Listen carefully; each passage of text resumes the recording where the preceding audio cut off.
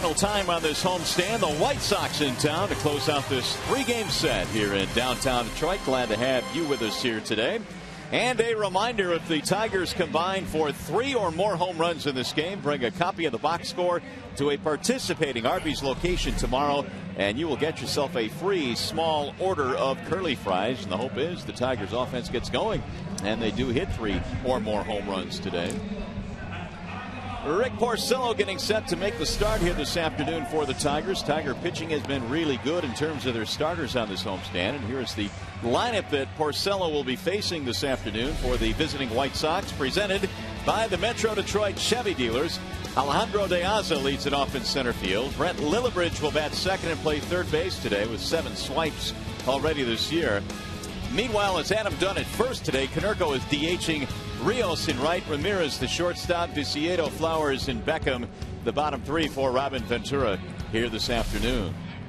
Starting pitcher Rick Porcello is presented by the Soaring Eagle Casino.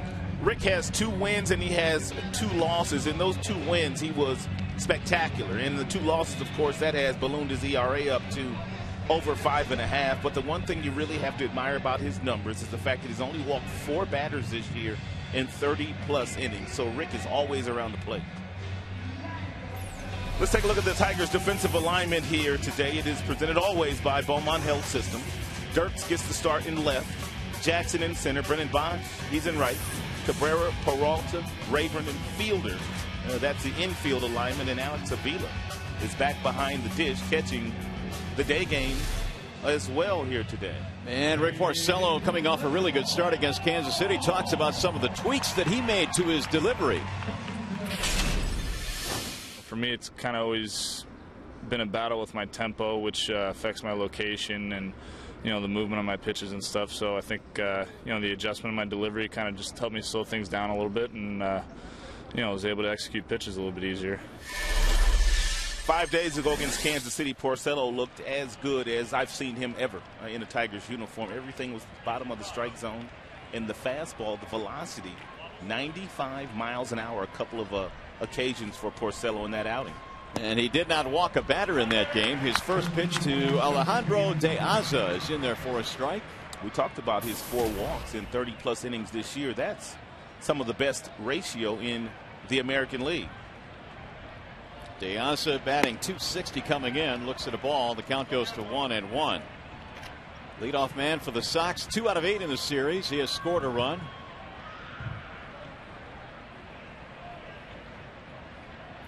Porcello ready with the 1-1 pitch. And it missed inside and low. 2 balls and 1 strike. Yeah, the majority of the scoring in this series has been done via the home run ball. It was Avila and Peralta in the first game, and then it was Dunn and Konerko in yesterday's game. Dunn's ball may still be flying. It was hit so far out to right field. The 2-1 is rolled foul. 2-2 on De Aza. And when you hit it as far as Adam Dunn hit that one yesterday, you have to dial and get an operator and dial long distance, because he hit that ball a long way. And just tip your cap. He got it done, and Dunn is having a much better second season in a White Sox uniform. 2-2 on De Aza. And there's a bouncing ball to third, right at Miguel Cabrera, who hadn't played perfectly. De Aza is out of there. A good start for Porcello. He gets a ground ball already in this game. We'll expect a few more of those today. One thing you'll probably see the Chicago White Sox doing this afternoon, they'll be very aggressive against Porcello. Even though he throws a lot of sinkers, you can look at the bottom of the zone against a sinker baller, and you want to try to get on top of him early, because he's going to be around that plate. Here is Brent Lillibridge. He is starting at third base today for Brent Morrell. Lillibridge has had 1 at bat in the series, 1 for 1. And that's in there for a strike. 0-1. You can really visibly see the slowdown that Porcello has made in his delivery, and really making it a point not to rush. He's a little bit more deliberate on the mound today. The 0-1 pitch. Checked it, strike called, 0-2. And one of the things that we've always said about Porcello since he came to the big leagues 4 years ago is that he's a very smart young man. Aptitude is very good, and therefore able to make that adjustment from 2 starts ago to last start, and then make it as favorable as it was against Kansas City. That one sails outside, 1-2. And there are some guys up here where you try to make adjustments in their deliveries. It takes them a couple of outings before they feel comfortable doing it. Yeah, before they have success. And sometimes that can lead them not to wanting to make those adjustments if they don't have immediate success. We saw Scherzer have some success yesterday. Here's the 1-2. It's rolled foul. One thing about Porcello and Jeff Jones, they've worked together a long time together. Even when Chuck Hernandez was a pitching coach here and Porcello was a rookie, Jeff Jones was the one that really spent a lot of time with Porcello. Porcello would go over his house for dinner at night. Porcello was still just a teenager at that time. So Jeff Jones has been a huge mentor to Porcello. It's fouled away. They really developed a really nice bond from day one. And then when Rick Knapp was here, Jones was still able to pay a lot of attention to Porcello, even though at that time he was still the bullpen coach. Yeah, he's spent, Jeff Jones, that is, a lot of time in this Tigers organization, and certainly it's made a difference. Now with the top job for the Tigers in terms of pitching. Again, the 1-2. Swing and a miss. He struck him out. 95 again from Porcello with that fastball to finish him off. I'll bring up Adam Dunn now, who has really turned things around. When you look at the numbers this time last year, boy, has he improved.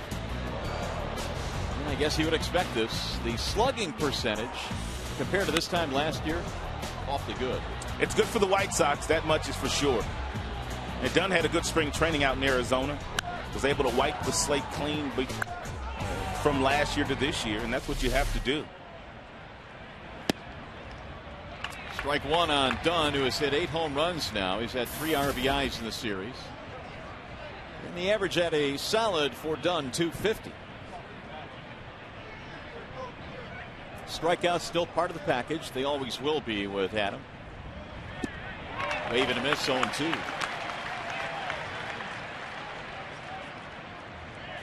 You see Rayburn in shallow right field. Anything hit on the ground in that direction, they want to give themselves the best opportunity to make a play against Dunn. There's that fastball in 95 from Porcello. He tried to hit the outside corner. 1-2 the count.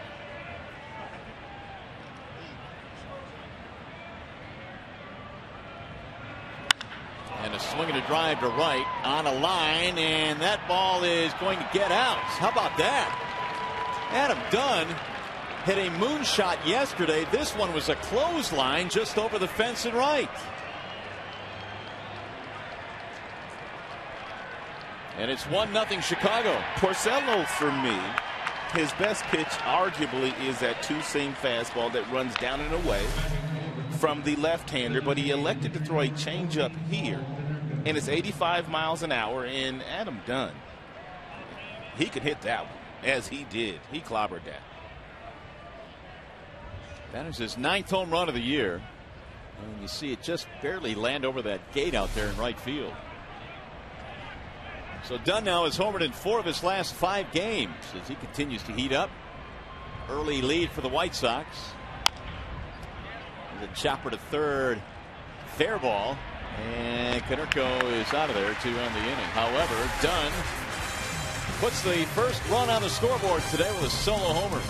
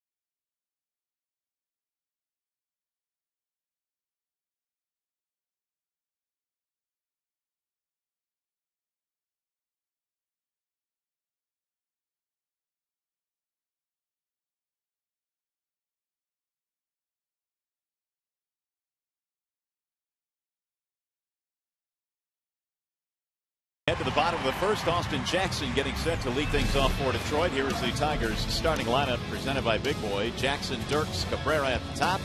Prince Fielder batting cleanup. Delman Young is the DH today, and 4 for 7, a big series for Alex Avila. He is catching. Peralta, Bosch, Rayburn, your bottom 3. Starting pitcher today for the Sox is Dylan Axelrod. He's presented by Fox Chevrolet of Rochester Hills. Well, a couple of days ago when they decided to move Chris Sale, who was in the rotation, back to the bullpen, it was Dylan Axelrod who got the call and getting an opportunity to start a game here against the Tigers. So Jackson, Dirks, and Cabrera, the top 3 to face Axelrod, and the first pitch is high, 1-0. Axelrod out of Santa Barbara, California. It's nice there. Yes, it is. Year-round. The 1-0. Inside, 2-0. He is 26 years of age. Jackson ahead of the count. 2 balls, no strikes. And a high, towering fly ball to left. Viciedo is back, and we are tied. A leadoff home run for Austin Jackson. That didn't take long. AJ's 4th of the year. You can see that wind is blowing in a little bit from left field, but a 2-0 fastball at 88 miles an hour, and Jackson gets that front foot down. There's really good weight shift to the front side and a lightning quick bat, and he catches it just right. He hit that ball over the bullpen. Where's Jackson getting all his power from these days? Oh, no, but boy, has he really come on. Jackson now with 8 hits on this homestand. And the Tigers, just like that, tie this one up as Andy Dirks digs in. Strike 1 on Dirks. Minor change to the batting order here today. Dirks batting 2nd, and Brennan Bosch is batting 8th for the first time this year. Jim Leland trying to shake things up a little bit, not really happy with the way the offense has performed. Well, it gives them more options. Obviously, Dirks is swinging the bat adequately right now, and he also has the option to sacrifice Dirks should Jackson be on first base and they want to play for 1 run early in the game. You need to make some changes when you're kind of sputtering along from an offensive standpoint. Here's the 1-2, and it's rolled foul. Now, Jim was talking about that before the game today, and he kind of harkened back to 2006 when the Tigers had Placido Polanco, who I guess in recent history here is probably your most complete number 2 hitter we've had in a long time. He was legit.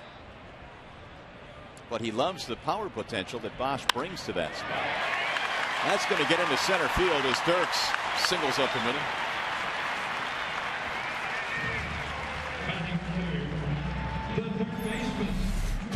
Tim Hortons is the sponsor of the Chicago White Sox defensively this afternoon. Viciedo is in left. Diaza is in center. Alex Rios is in right. Lillibridge, Ramirez, Beckham, Dunn in the infield, and Tyler Flowers getting his first start of the series today. There's Cabrera, 2 out of 8 in the series with an RBI. 1-1 ball game. And Dirks at first base. Miguel batting .290. Tried to hold up, couldn't do it. That's the pitch that Axelrod had a lot of success against the Tigers when he got a start against them last September. He had quite a few strikeouts, and the majority of his strikeouts came on that little sweeping breaking ball. He finished with 8 strikeouts in 6 innings of work in that game. Gave up a couple of runs. The Tigers eventually won it against the bullpen of the White Sox. 0-2 on Cabrera. Sparkling day for baseball here in the Motor City. 65 degrees our game time temperature. Already had a couple of home run balls in this game. Last game of the homestand, and again they're piled into Comerica Park. Here's the 0-2. Driven in the air toward left. Viciedo is under it. And Dirks will retreat. Here's that start that Axelrod made against the Tigers last September. And here's all those strikeouts that I talked about on that breaking ball that he had. Checked it.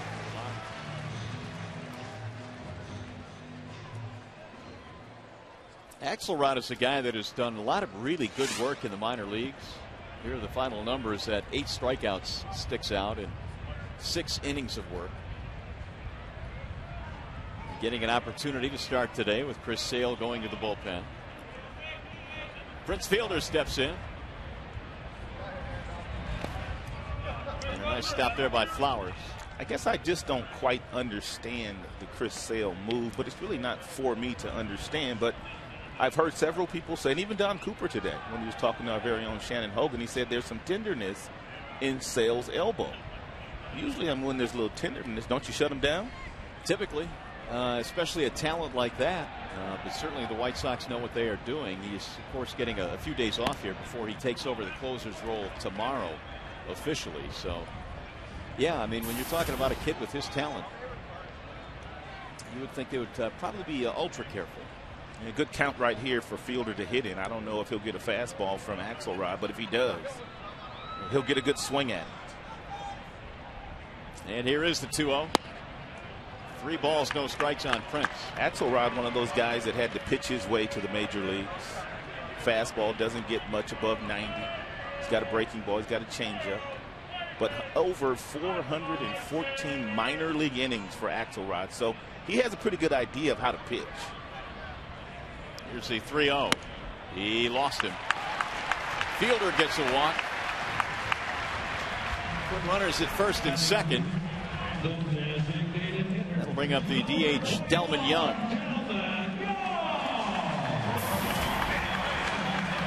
Delman 0 for 4 in the series. Returned to the Tigers lineup yesterday, DHing again here today.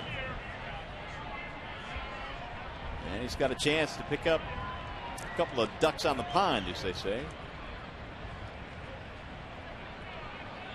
Chicago White Sox have seen enough of Delman Young to know that he loves to swing at the first pitch.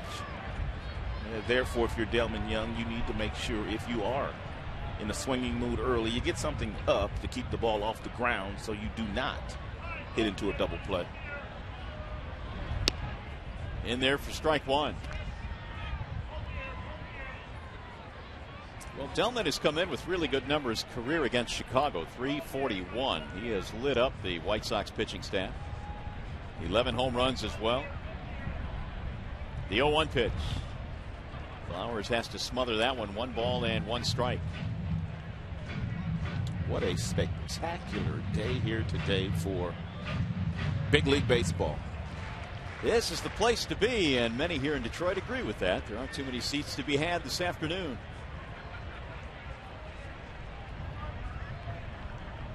Here's the 1-1. 1-2 now on Delman Young. Tigers came in today 500 at 13-13. Of course, they had a victory snatched from them yesterday on the 9th inning home run by Adam Dunn. And we told you that Axelrod has that go-to pitch, which is the slider. We'll see if he goes to it here. Missed with it inside, and the count goes 2-2. That's a dangerous area to miss with a breaking ball at 80 miles an hour. He got that one a little too far in, though, for Delman to turn on. And now the count even at 2s.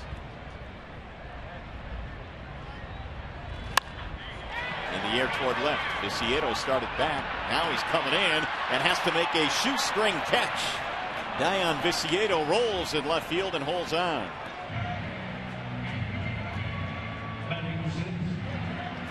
That first break almost cost him. Yeah, it almost did. He broke back about 2-3 steps. He was fooled on the swing by Delman, and then he came in and able to get his glove underneath that ball and pull it right off the carpet.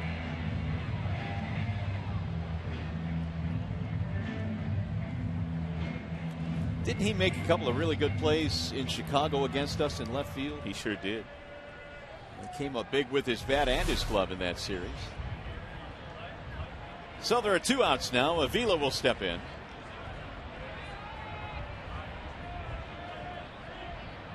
Alex now has hit safely in 5 straight. The average up to 278.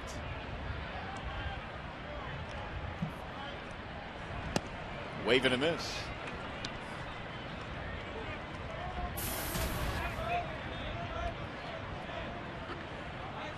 Four for 7 in the series. Avila has homered. He has scored 3 times. And it's good to see his bat start to perk up a little bit now. Alex really overall in the homestand has been very good. That's in the air toward left again. Viciedo has a line on this one, and that is that for Detroit. However, we've had some early scoring in this one. Adam Dunn put the White Sox on the board at the top of the first. And to the bottom, Austin Jackson is able to answer.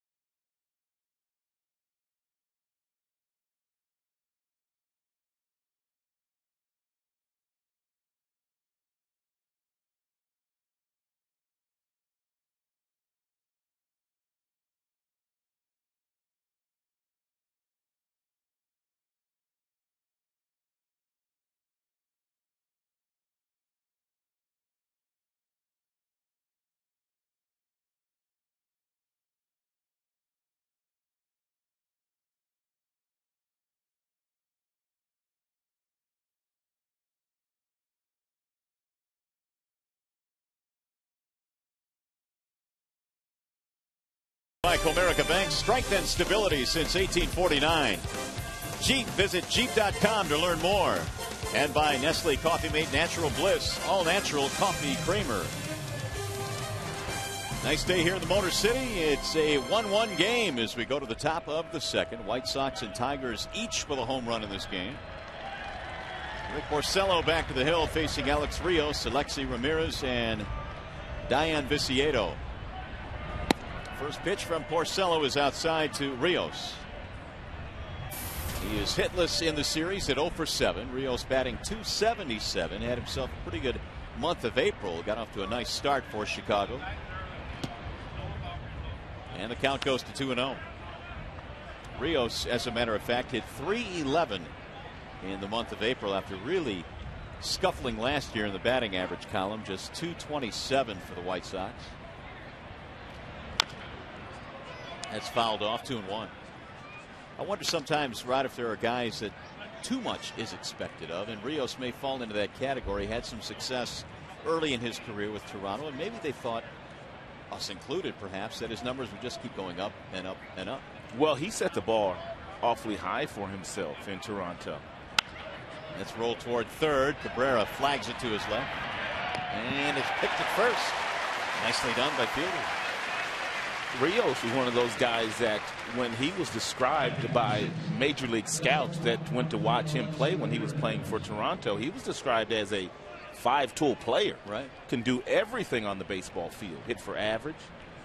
He could run, steal your base. Good defender with a good arm and some power. So a nice pick at first by fielder. For the first out, here is Alexei Ramirez. And he rolls one toward Cabrera. That's a foul ball. Cabrera awfully busy down at third base already today. Takes the proper angle to get back, to get the proper hop. He turns. He knows he has plenty of time. And he bounces it over to Prince. And Prince, we've seen him do that a lot this year. Pick the ball out of the dirt. 3 assists already for Cabrera in this game. Wave and a miss, and a big swing it was for Alexei Ramirez.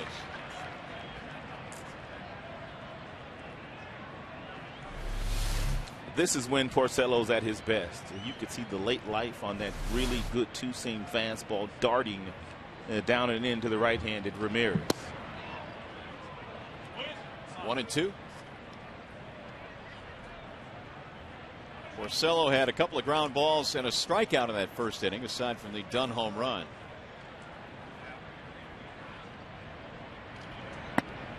Two balls, two strikes on Ramirez. Dion Viciedo will follow.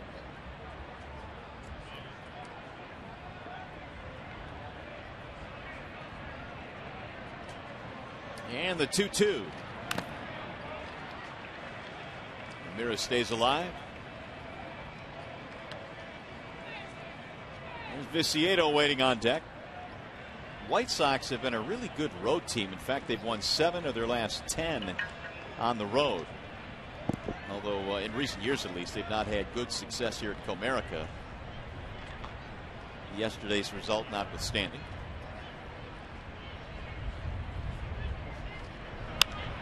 That's popped up. Right side of the infield. Fielder is coming in. 2 gone. Well, you can vote for your Tigers. McDonald's Player of the Game is presented by the Angus Third Pounder Deluxe. Using your cell phone, text Tigers, followed by a space, then the player's uniform number to 37338. Or if you'd like, you can vote online at foxsportsdetroit.com. 2 up, 2 down here in the second. Here is Viciedo. And he waves and misses. That was a mighty swing as well. Who's the most famous number 24 player that's ever worn that uniform, in your opinion?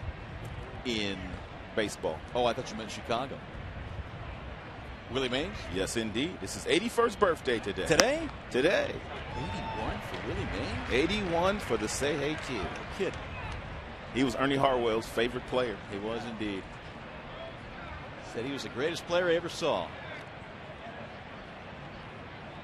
There's the 0-2. Just off the plate, 1-2.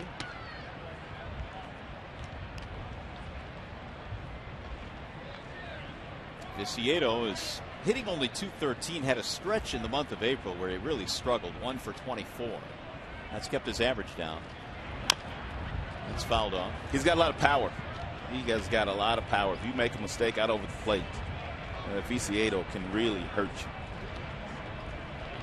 Hit a lot of home runs in the minor leagues the last 2 years. He totaled 40 combined the last 2 seasons. When you go inside on Viciedo, you have to go in there aggressively, and you have to miss off the plate a few inches. And he's got a hole there. He'll swing and miss at that pitch. Fouled away. You don't want to go there.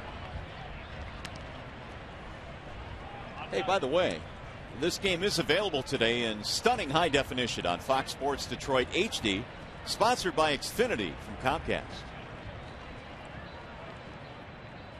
1-2 on Diane Viciedo.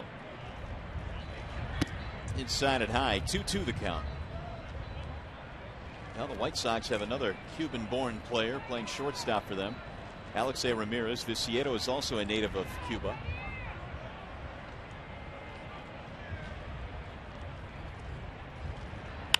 And a little looper into left field. That'll be a base hit. So Viciedo is aboard with a 2-out single. We get a chance on this next road trip to see that kid Cespedes. Is that how you say it? Cespedes. Cespedes. Yoenis Cespedes. You even got the first name down, and we haven't even gotten there yet. Well, you know, just a little prep, mental prep going into Oakland. Cespedes. Cespedes. Yoenis Cespedes. Just write it down with a big C, a big E, and a big S. Cespedes. That's where the inflection is. Now, how about that first name again? Yoenis Cespedes. I might be able to get that by the time we get there. Just keep practicing. We got a 5-hour flight waiting for us. 0-1 the count on Tyler Flowers.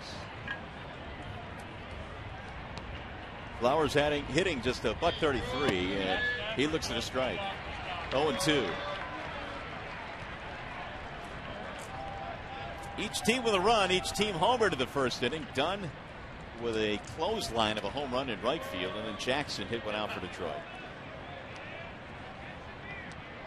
Porcello ready with the 0-2. Swing and a miss. He struck him out. Flowers is gone. Rick has his second strikeout of the game. No runs. 1 hit, 1 left. Inning and a half in the books. 1-1.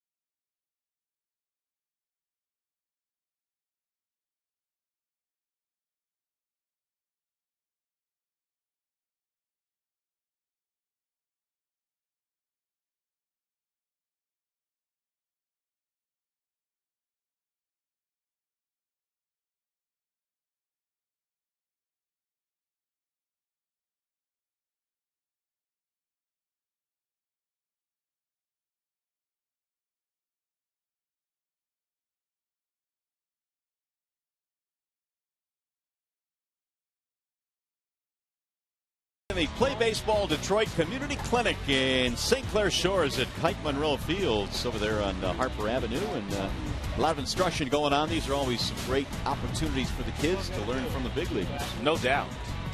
And Lloyd McClendon, Jeff Jones, Scott Pickett, bullpen coach, also teaching the youngsters the finer points of baseball.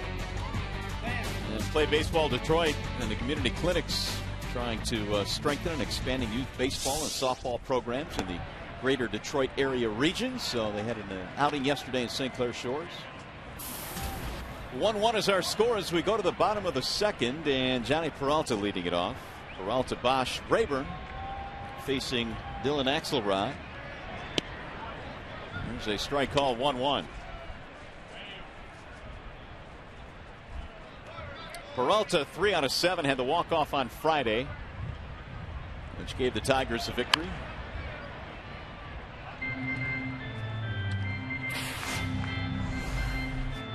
Here's that homer that Johnny hit off Matt Thornton, who was closing that evening for Chicago. Walk-off winner. Strike called, and Peralta punched out this time. First strikeout this afternoon for Axelrod.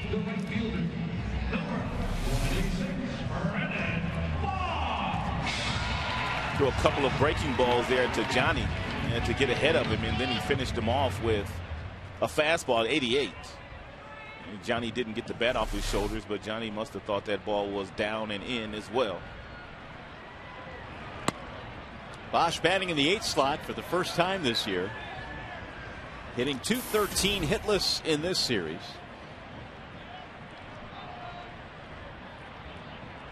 $13 RBIs this year for Brennan. Axelrod's 0-1 is rolled foul 0-2.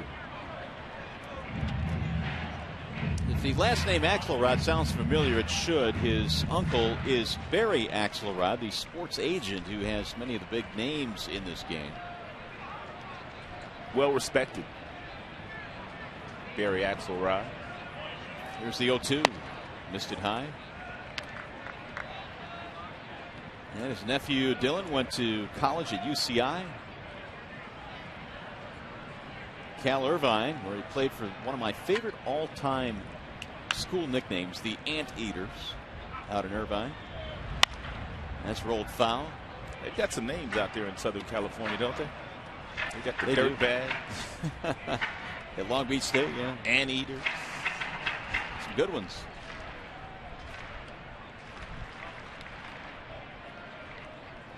One and two.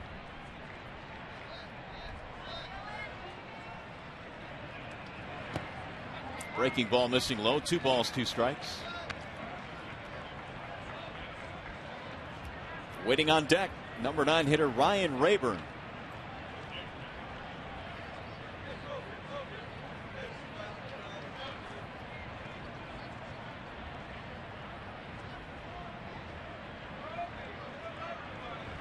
Swing and a miss. Bosch goes down, and back-to-back strikeouts for Axelrod. The second baseman, number 25. Hey fans, the Tigers battle the Minnesota Twins in a 2-game series May 16th at 7:05 and May 17th at 1:05. For tickets, call 866-66-TIGER or visit tigers.com. We must be getting close to interleague play when we start playing those 2-game series. Yeah, interleague right around the corner once this road trip ends. Rayburn the batter. Ryan batting 141 is 1 for 6 in the series, double and an RBI. Batting in the 9 slot here today for Jim Leyland. There's a strike call, 1-1. And one thing that Axelrod has done a lot of today, and he's thrown a lot of breaking balls, and a lot of those breaking balls are hanging breaking balls, anywhere from 78 to 82 miles an hour. Not a lot of depth, not a lot of bite on those pitches. And he's had success with it. And he's not going to change. We told you that he struck out 8 Tigers when he saw them last September, and by and large, that was the pitch that he got the majority of his strikeouts with. 1-2 on Rayburn. Driven foul down the left field line.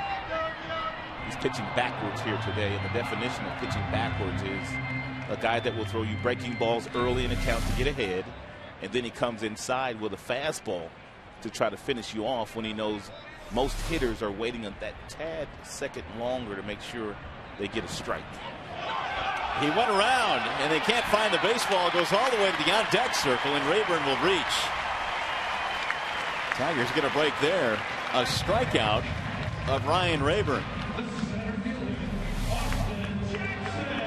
I don't know if Ryan recognized that he went or he heard the home plate umpire, Bill Welke, say that he swung. Strikeout, wild pitch.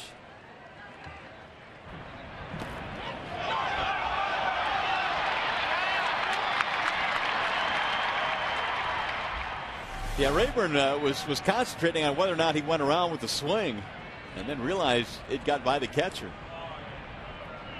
Here's Jackson.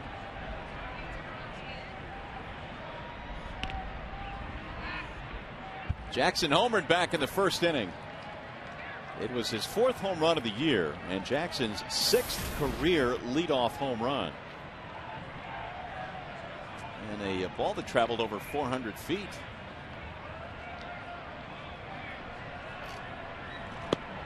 Breaking ball on the inside part of the plate. Strike 1. Good to see Austin get off to the kind of start that he has gotten off to this year. Still striking out, but not nearly as much as last year. He is much more confident with 2 strikes, putting the ball in play.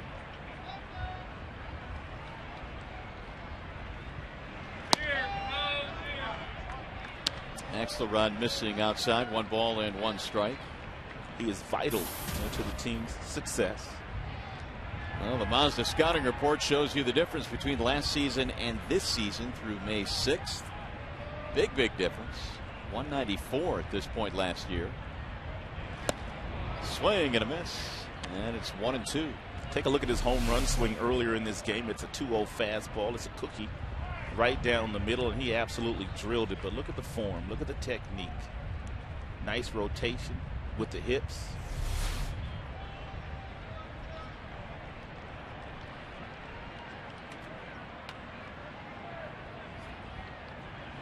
Another toss back.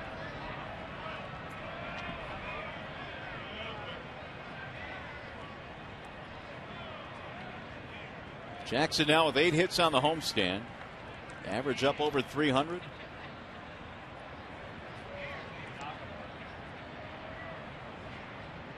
And the 1-2. Rolled foul.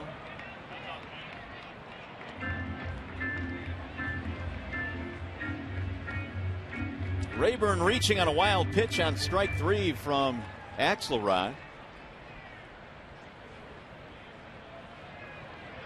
And Jackson trying to make him pay.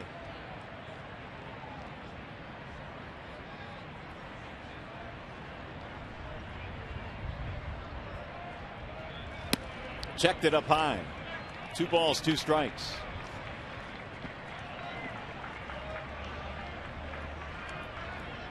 Andy Dirks would be next.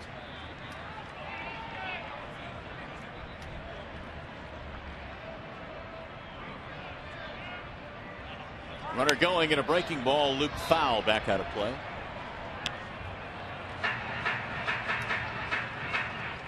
They had Rayburn on the run there, and he'll head back to first base. 2-2 the count with 2 outs. Not a bad call there by Jim, turning Rayburn loose, knowing that Axelrod has thrown a lot of breaking balls already here today. And had he missed with that breaking ball and Jackson not swung, he would have been able to steal that bag.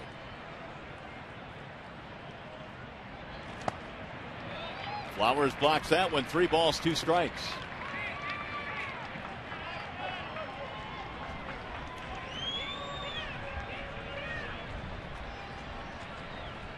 Three and 2, so Rayburn will be moving here.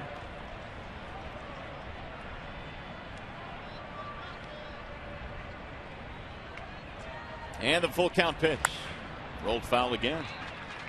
So Jackson now is continuing to battle Axelrod here, driving his pitch count up. Well, he continues to foul off pretty good pitches from Axelrod, and your hope as a player is that you've seen just about everything in his arsenal already here today, and you're hoping he makes a mistake and you just put a really good swing on it. You're not over aggressive here if you're Austin Jackson. At least you shouldn't be overly aggressive. High fly ball, right center field. De Aza cruising over, and that is that. Tigers get a runner but fail to score. You're watching Tigers baseball this afternoon, presented by Bell Tire.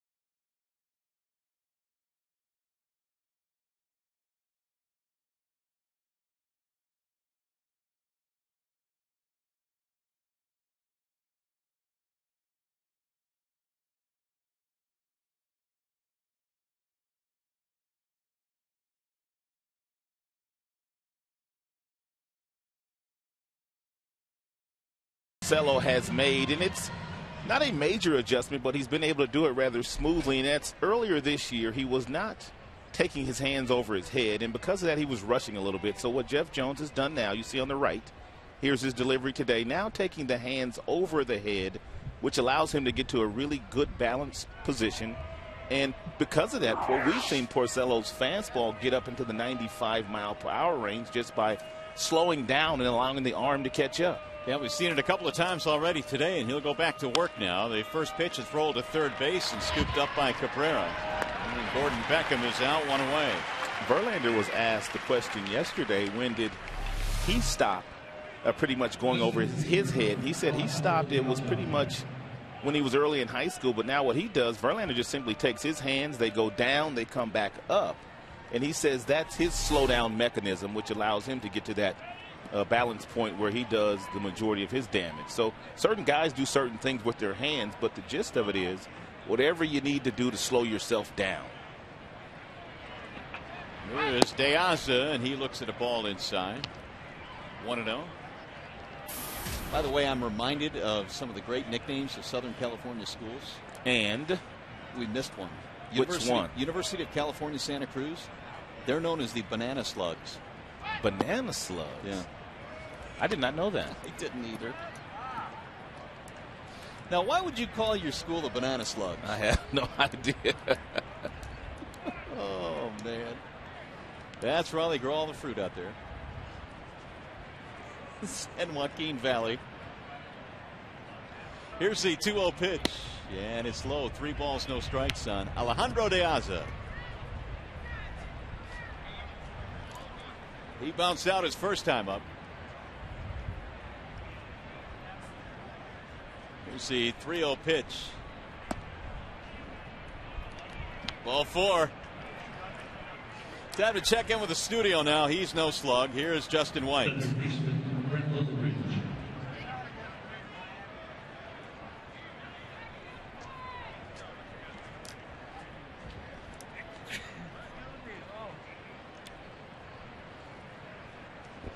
All right, thanks, Justin. I like Yu Darvish a lot. He has shown that I think he's going to be a really good big league pitcher. 25 years old with that arsenal that he has. Lillibridge takes one in the dirt, and this will move the runner up. De Aza is able to take 90 feet. That is a really nice job by De Aza. And not every big league player gets this kind of break off of first base on a wild pitch. But he's got his head up, and he sees the ball go down to the dirt, and then he takes off. He knows it's going to be nearly impossible for Avila to throw him out. So he gets a really good jump.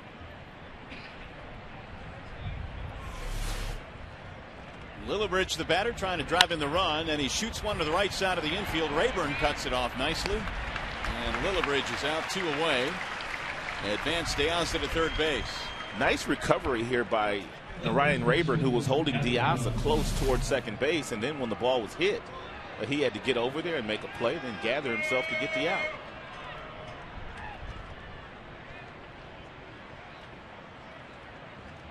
He's going to bring up Adam Dunn.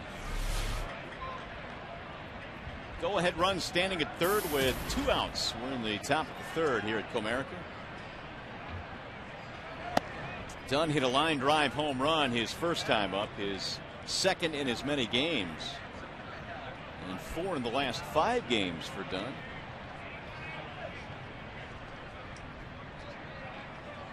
Still leads the American League in strikeouts with 40, but you can live with that with the power numbers that he has put up so far this year. With each day that he strikes out, he sets a new major league record for himself that he's already established, striking out in 30 consecutive games at least one time. Now the 1-1. Swing and a miss. One more strike from Porcello, and he'll get him again. Porcello had Adam Dunn in this same count the first time that he was up, and he threw him a changeup, and you've already talked about the fact that that one left the building. We'll see what he throws here, 1 and 2. It ain't gonna be a changeup. Ooh, he just missed with it. 93-mile-an-hour fastball. Go right back in there again. Foxtrack said it was good. Oh my goodness. Whoa, where was it? That must have fooled Bill Welke. That ball had a little tailing action to it. A lot of life. At 94. 2-2.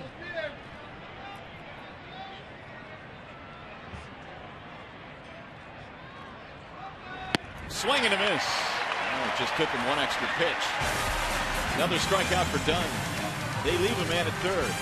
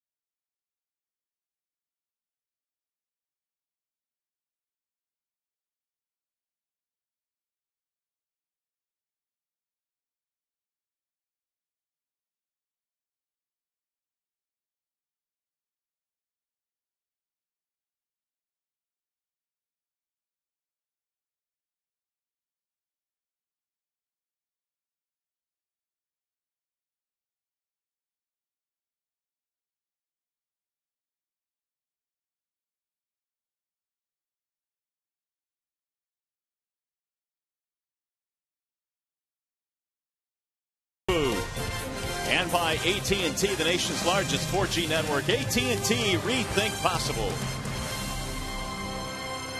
Back here at the ballpark on a gorgeous afternoon here in downtown Detroit. Plenty of sunshine, temperature in the mid-60s. And a full house for photo day here at the ballpark today before the game. Fans able to go on the field and take pictures with their favorite Tigers. Andy Dirks will lead things off. Dirks, then Cabrera, then Fielder facing Axelrod, and a strike is called 0-1. One or two of these Tigers, I'm sure, in the next inning or so, they're going to go up there sitting on that breaking ball from Axelrod because he's thrown so many today. It's down the right field line, and that'll go foul. Dirks had a single in the first inning.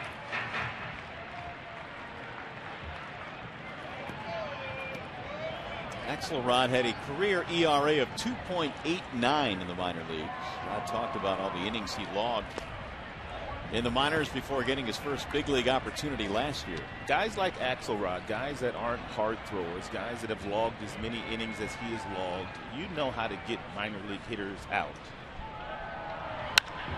Lifted in the air toward left center. De Aza is on the run. Dead sprint, and he'll get there at the warning track with a basket catch. Great running play by Alejandro De Aza. There's a little wind up there in left field today, and it appeared to knock this one down and allow De Aza to make a nice grab.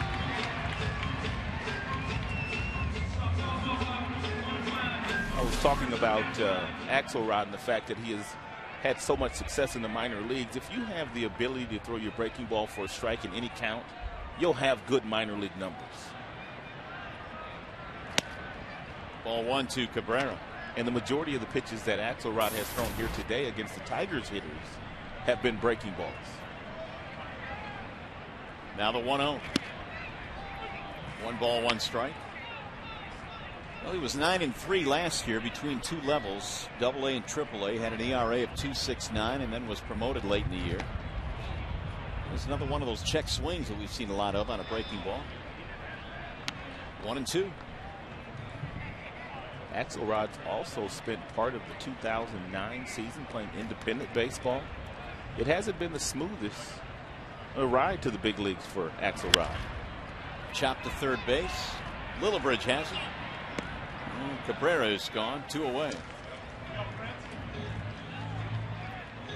It's going to bring up Prince Fielder.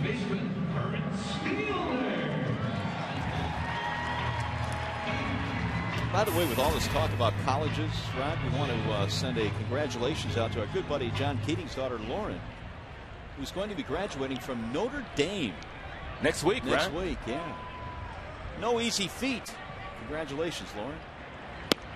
Big swing there by Prince. Congratulations to the Keating family. Linda and John, they'll have a few more nickels in their pockets. It's just like he got a raise. Yeah. No more checks to write to South Bend. There's a foul straight back as Prince takes a big rip. 0-2. Oh, John could get him a couple of extra shirts and ties. A few more pocket squares. Why is Keating driving around in a Lamborghini these days? Kids getting off the payroll. Way outside. 1-2. Where's John? Oh, he gave his resignation. He decided to call her quits. He wouldn't know what to do with himself. The 1-2 is outside. 2 balls, 2 strikes. Fielder had a base on balls back in the first, and they continue just to stay away from Prince, and that's one of the reasons why his home run totals are down. Only 3 so far this year. The 2-2 pitch. That's golfed in the air to right center field. Hit a ton way back, and that ball is gone. He didn't stay away from him that time, and he paid. Oh, my goodness. That almost hit the wall out there. Prince nails his 4th of the year. Well, if you look at Prince's numbers historically, he gets off to slow Aprils, but he starts to heat up in the month of May, and he got himself an 88-mile-per-hour fastball down and in, and you talk about lifting and separating. He knew that was gone. That ball went about 435 feet from home plate. We don't see many go out there. I'm trying to remember the last one that did. And that was on the line. Massive power for the Prince. 2-1 Detroit. It almost knocked George Kell off the wall there.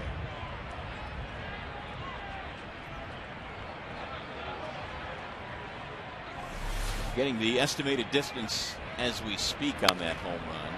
432 feet. I was close. Yeah, you were. And, the last couple of days, we have seen two of the more longer home runs in this ballpark that have been hit. Dunn yesterday, Fielder today. Well, both of Dunn and Fielder have hit a lot of home runs in their careers. 2-2 on Dunn. Look at the hand quickness here for the Prince. You don't see many guys as big and strong and physical as him with that kind of hand speed. It just sticks out when you see him swing the bat. How quick his hands are. Little neck adjustment after watching that one fly out. And there's ball 4 to Delman. How about the Farmers Insurance report card here this afternoon? We want to talk about two of the bigger offseason acquisitions. Of course, Albert Pujols and Prince Fielder. These numbers are updated now, and Prince hitting his 4th home run. But for Fat Albert, it's been a tough go in the early going. Mike Scioscia, I believe it was yesterday, gave him the day off, and no batting practice, no nothing. Just get away from it for a day, because that's really been all the answers that the Los Angeles Angels have had to answer this April, right? Is questions about Albert Pujols. And just to clarify, how are we spelling fat in Fat Albert? P-H-A-T. Thank you. Here's Avila now with a man on and 2 men out. A run in on the home run by Prince Fielder. Ball inside, 1-0. So the Tigers have scored twice on homers in this game. Jackson led off the first with a homer, and now Prince here in the third.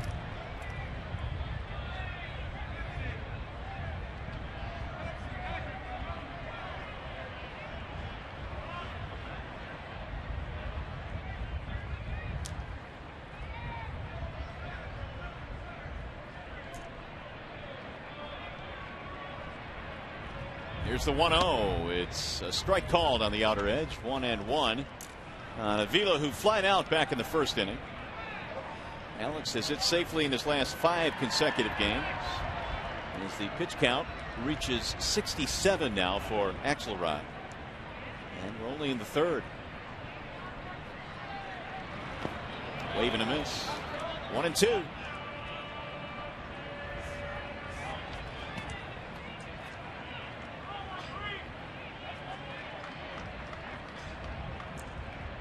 Avila's had a nice homestand, 7 for 14.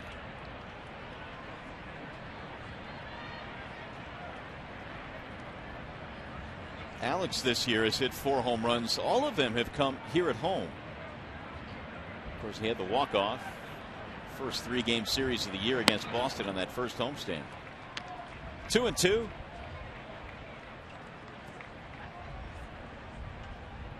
There are those splits on Avila. You can see he's been much better at Comerica Park this year. A solid 354.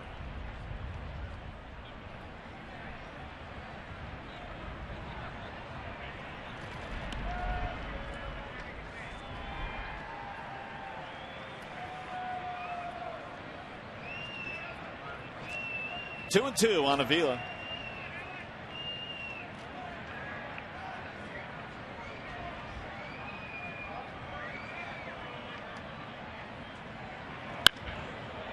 That'll go foul down the left field line.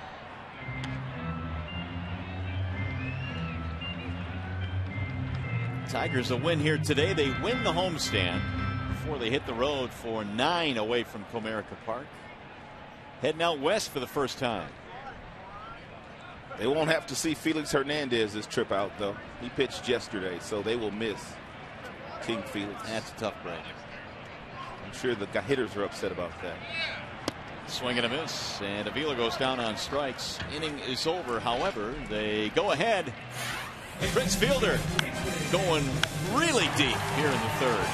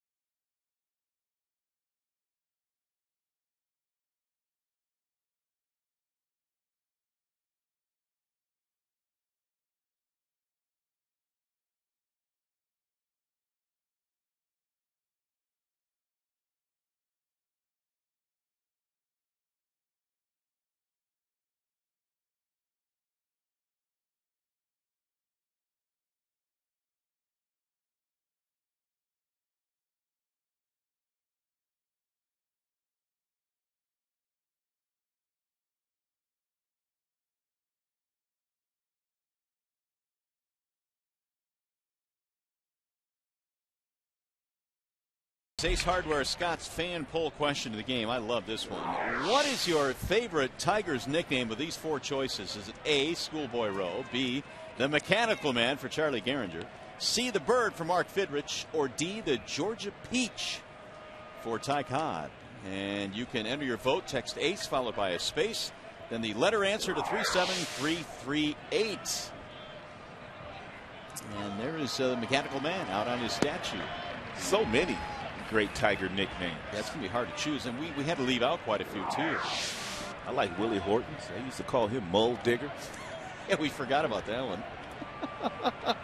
Mull Digger. Sweet Lou. How about Heine Manouche? Heine Manouche. Hammer and Hank. Mr. Greenberg.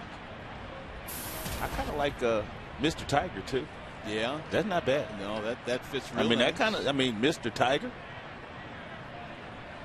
There's Heine Manouche. That slap to right field on a line. Bosch will make the play one down. What about Jason Thompson? Rooftop. Remember that one? I remember that one. Yeah. I remember that one. Bobo Newsom. The Bird. Bird was on their list, right? Bird was on the list. All right. Did you realize where the Bird got his nickname? I do not. His first day of professional baseball, his coach in Bristol, Virginia, told him he looked like a bird, and it stuck. And, you know, the way Mark used to walk around, and, you know, he had the SI covered with Big Bird on it, too. So Perfect. Yeah, it was cool. A lot of great nicknames, and I don't think we have enough in baseball anymore. The nicknames seem to have kind of gone away. One out. Tigers lead 2-1 here. Oh, we've gotten some early returns. 40 votes already. And apparently the Bird is running away with it. But there's still plenty of time to vote.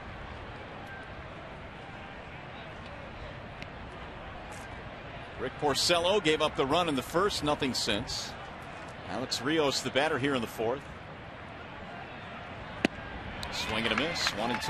That sink piece that Porcello is featuring today is nasty. 92 miles an hour with some really good movement to it. And the 1-2. Rolled foul.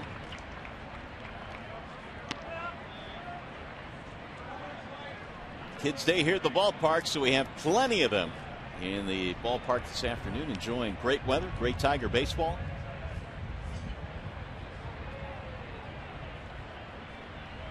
Here's the 1-2.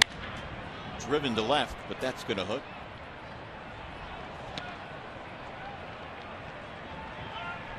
Rios 0 for 8 in this series. If you're Porcello and you have enough confidence to do so, you can go hard slider down and away right now and get a swing and miss, because he's been so aggressive with his fastballs inside the Rios. Going right back in there again. Barely fouled third base side. That's if he wants to strike out.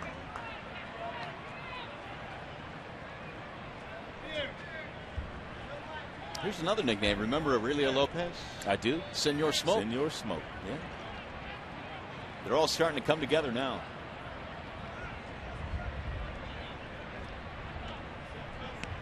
Looked like Avila wanted something soft down and away. Porcello still wants to pound him inside with that fastball.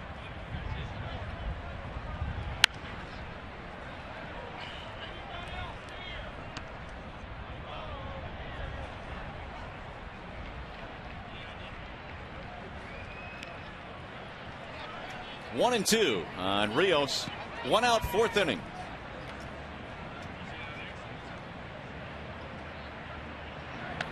He went around, tried to hold up, could not do it, and Porcello picks up a strikeout. That's number 4 for Rick. You finally heard me.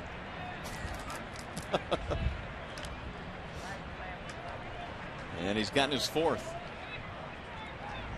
Here is Ramirez. Alexei popped up his first time up. Strike 1.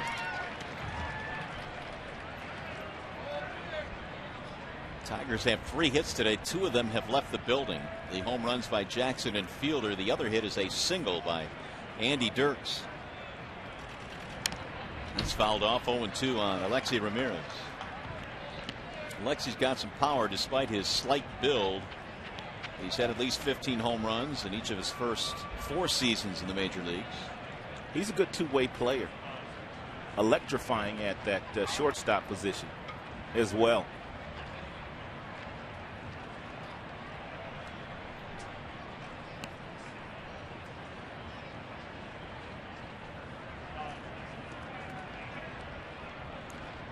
Here's the 0-2.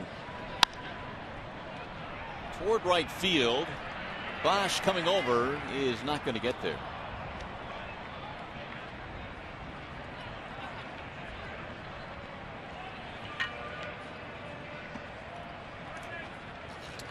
Porcello has had 5 starts prior to this one, and you could see those crooked numbers. The 8 that he gave up against Texas and the 5 against Seattle. So 3 of the 5 starts have been quality starts this year for Rick.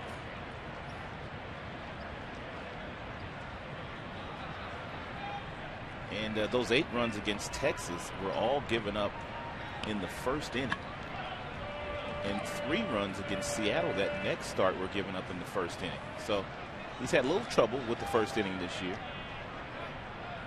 Adam Dunn touched him up for a solo shot today in the first. Alexei fouls off another one. 0-2 the count stays on Ramirez. Waiting on deck, Diane Viciedo.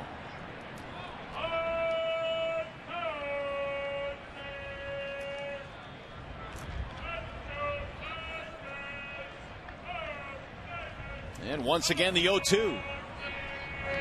That one bounced in. 1 ball and 2 strikes.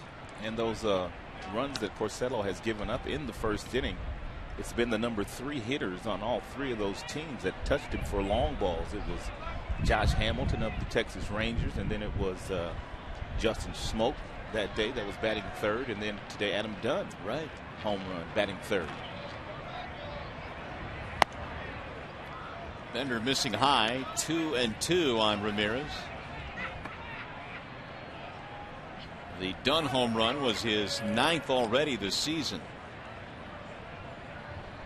What a struggle he went through last year. He didn't enjoy baseball very much last year. Off the end of the bat, Porcello comes off to make the play. Quick throw, and they just got him. 1-2-3 inning. Well, the bird is the word so far in our poll question today. Mark the Bird Fidrich, one of the great characters of the game. Still plenty of time to vote.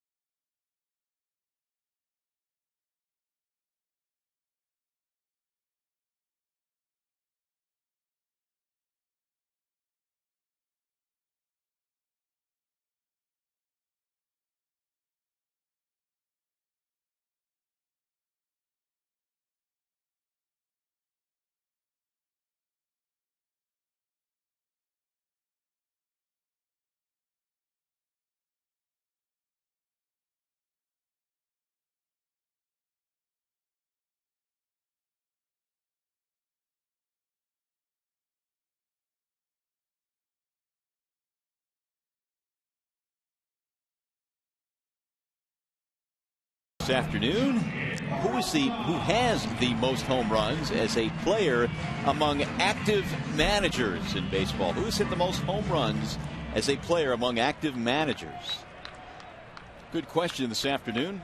Answer coming up a little bit later on. Think about that for a while. And here come the Tigers in the bottom of the fourth, leading at 2-1. Swing and a miss by Peralta, who starts it off. It'll be Peralta, Bosch, and Rayburn, bottom three. Johnny Fan back in the first. 4 strikeouts for Axelrod. Check swing outside. 1 ball, 1 strike. You were mentioning that Axelrod played independent baseball just a couple of years ago. He was in the Frontier League with the Windy City Thunderbolts, which is not too far from Chicago. 1 ball and 2 strikes. Just 20 miles from U.S. Cellular Field. So his route to the big leagues brought him through independent baseball. And some have done that in their past. I think Millar did too, didn't he? Kevin He sure Millar? did. Yeah.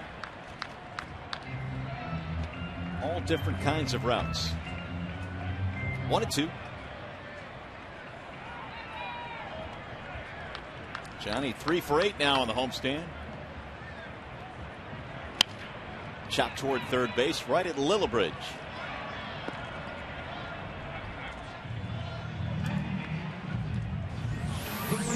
Hey fans, Fox Sports Game Connect, the ultimate online experience for fans. Log on and take part in the most interactive forum during Tigers games. Stats, trends, exclusive analysis, and live Twitter feeds. Fox Sports Game Connect, now available on foxsportsdetroit.com. Here's Bosch. He fanned back in the second. And he looks at strike 1. Told you at the top of the show today that Brennan being sent down to the 8th spot of the lineup. They wanted Andy Dirks to bat in the 2 hole. Jim Leyland hoping that Dirks could create a little bit more. Shake up the lineup just a tad. 1 ball and 1 strike. And he also did say that he felt that Brennan, at times he feels like he puts a little bit too much pressure on himself to get things done. The 1-1. And you really can't have success until you learn how to relax at this level, which I guess can be easier said than done. You have to know how to slow the game down. The game on the field is fast enough. And if you continue to put pressure on yourself, or if you're trying too hard, you're not going to be as relaxed and you're not going to be at your best. 2-2. And I guess the hope is with more experience, you become more relaxed at this level. But that all ties in with having success as well. And Bosch certainly has had his share. The 2-2 fouled away. He's got power. There's no doubt about that. He's hit 4 home runs so far this year. He has a lot of talent. He's got a lot of usable big league tools. Good speed for a big guy. Really good throwing arm in the outfield. You've already touched on the power.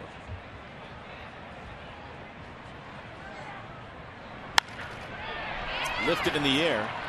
Center field, De Aza. And Bosch is out, 2 gone. He's 0 for 2 today. The second baseman, That'll bring up Ryan Rayburn.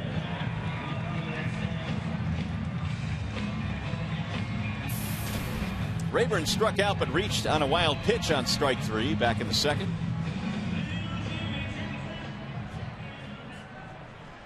Tigers 2 runs, 3 hits, and the White Sox a run on 2 hits.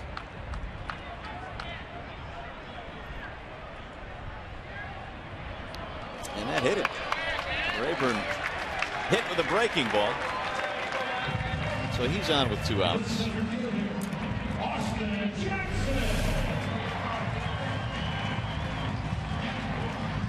If you're going to get hit, you want to get hit by a slow breaking ball.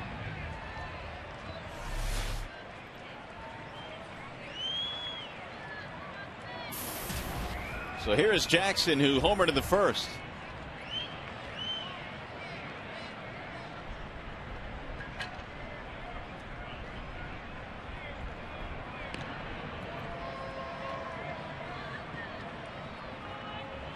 Meanwhile, for Axelrod, the pitches now are at 83. And that's an awful lot for the 4th inning.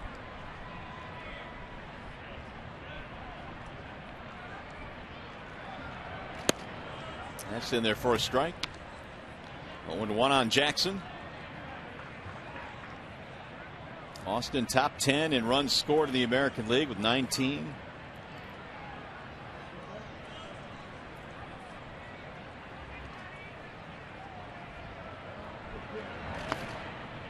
Flowers blocks it. 1 ball, 1 strike.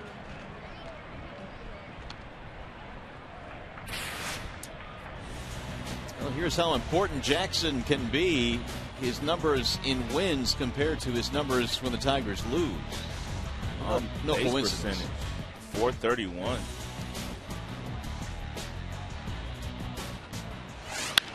And he pulls this one into left field. A base hit.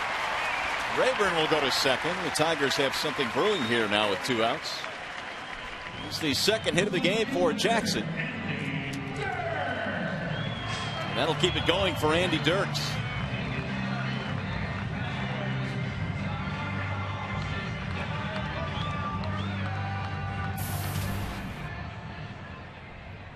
Single did not score in the first inning, and De Aza ran one down in deep center field that Andy hit back in the third.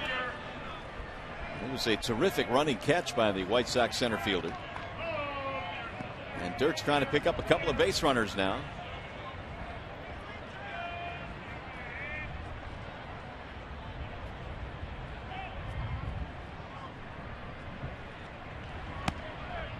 Ball 1 outside. Andy has done nice work with runners in scoring position this year.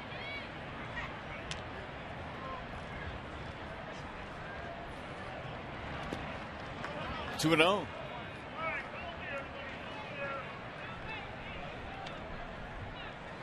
Of course, Dirks was battling Cleat Thomas the entire spring. Thomas eventually was cut loose by the Tigers, signed by the Twins, and then eventually released by Minnesota. He's gotten released already? Well, I'm not sure if he was designated or released, but he's not on the big club. He homered in his first game. He sure did. Swing and a miss.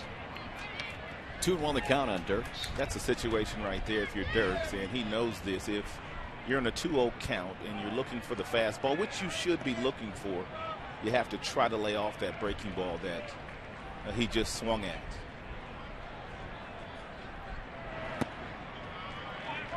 3-1. So Dirk's sitting pretty now. Well, Axelrod has thrown 61% breaking balls today, 39% fastballs. But you still have to sit on that fastball in this count. Swing and a miss. 3-2.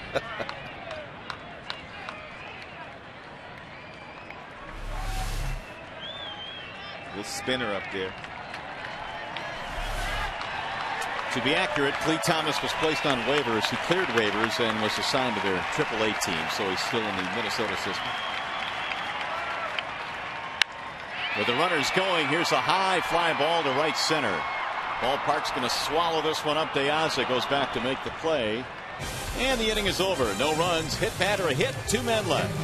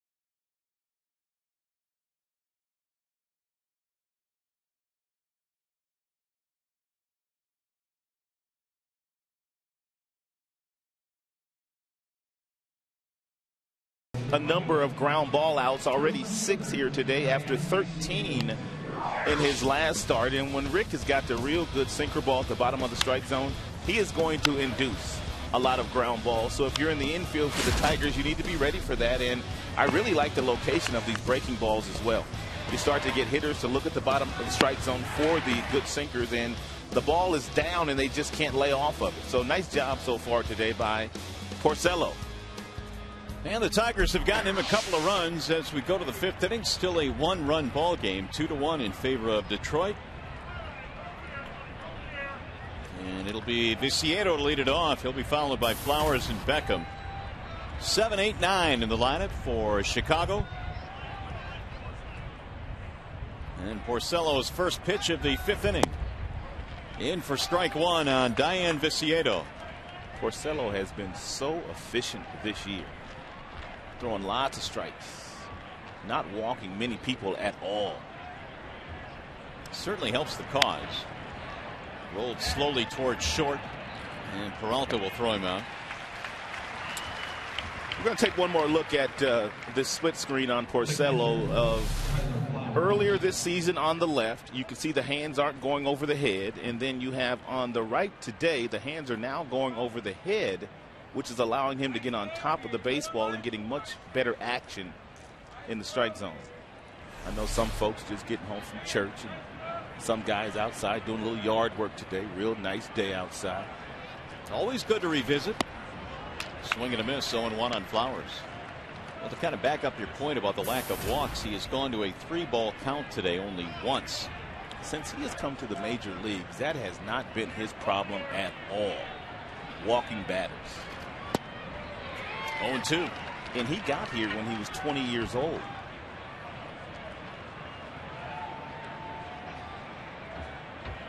A 14-game winner last year. Double-digit winner in his first 3 big league seasons. He is looking for win number 3 this afternoon. He came in at 2-2. Struck Flowers out back in the 2nd. Here's the 1-2.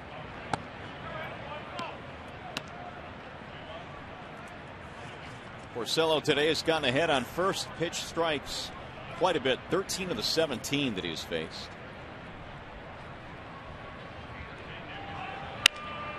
As a slow floater hit toward the third baseman Cabrera, who catches the soft liner. 2 gone. The second baseman, Gordon Beckham. Again, the only blemish against the record of Porcello today, the home run by Dunn with 2 outs in the first inning. That's it. Gordon Beckham is 0 for 1. Beckham was a triple shy of the cycle in the first game of this series Friday night. Tigers dramatically won that one, and yesterday the White Sox returned the favor. 1-1. We haven't even talked about Max Scherzer yet in the outing that he had yesterday afternoon. What a good day it was for him, coming on the heels of the 7 walks 5 days prior in New York. It was looking like in the first 2-3 innings of that start yesterday for Max, he might have some no-hit stuff. I mean, that's how sharp he was. Pitched a really good game yesterday, which is very encouraging. Then missed high. 2-2 the count on Gordon Beckham.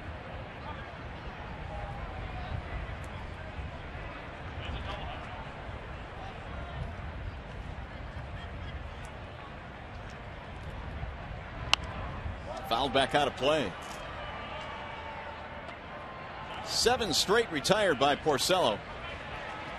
79 pitches into this game, and he has a 2-1 lead. And in case you're wondering, the percentage of fastballs that Rick has thrown today, he's at 71% with his fastball today, or his sinker.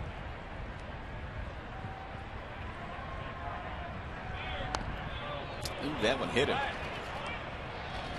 Or did it hit the bat? And Beckham right now is holding onto his hand. Judging by his reaction, it hit hand. No question. He's not that good of an actor yet. Let's see. Well, Jim Leland's going to come out and argue this now. I think Avila is arguing it. I don't know if Jim is so much arguing whether it hit him or not, but Jim might be arguing did he swing or not, and he did not swing. Yeah, that's a good point. Maybe that's what he's arguing.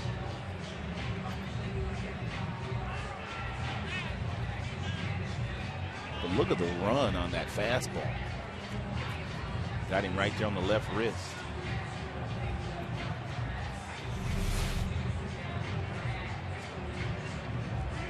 So Beckham will be given first base as soon as they decide whether or not he can continue. I assume that'll be the case, and it is. That'll keep the inning going for the top of the lineup, Alejandro De Aza.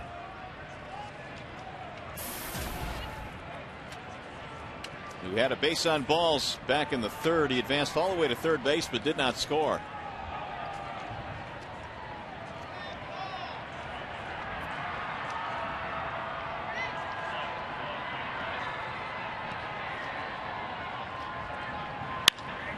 Line drive to left, sinking. That's a base hit. That'll move Beckham to second base, and the White Sox have something going now with 2 outs. And a chance for Brent Lillibridge. That is only the 3rd hit given up today by Porcello.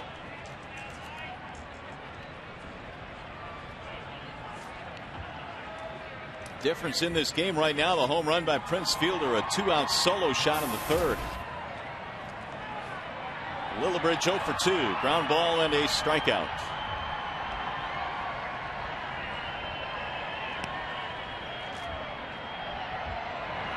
Swing and a miss.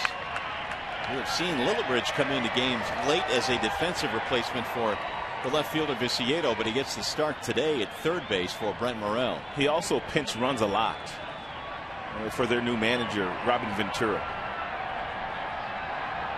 Yeah, more stolen bases this year, 7 than hits. He has 5. check to swing. Did he go? Yep. Tinchita said he went. 0-2.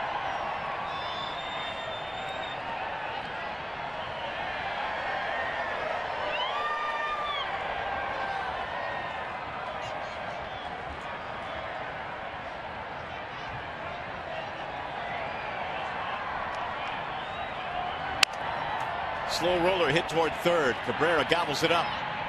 And Lillibridge is out. Inning over, so nothing comes of the 2-out threat. We go to the bottom of the 5th inning.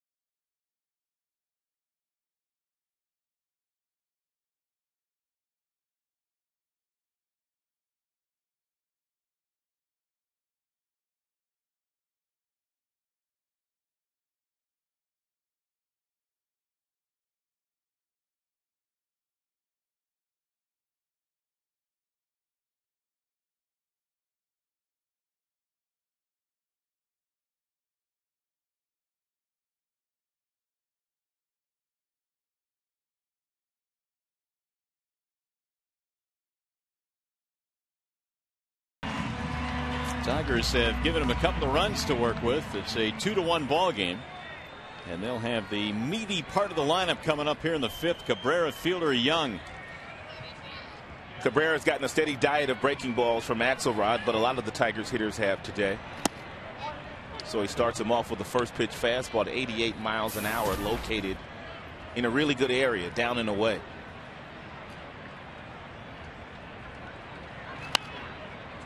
That'll go foul down the right field line. 0-2 on Cabrera. Miguel is 0 for 2 today. Fly ball, ground out. Axelrod has thrown 20 or more pitches in every inning so far. That's why his pitch count is up over 90 already. That's a fair ball inside the bag at third. Cabrera heading to second base. Ball kicks off the wall, and Miguel has himself a leadoff double.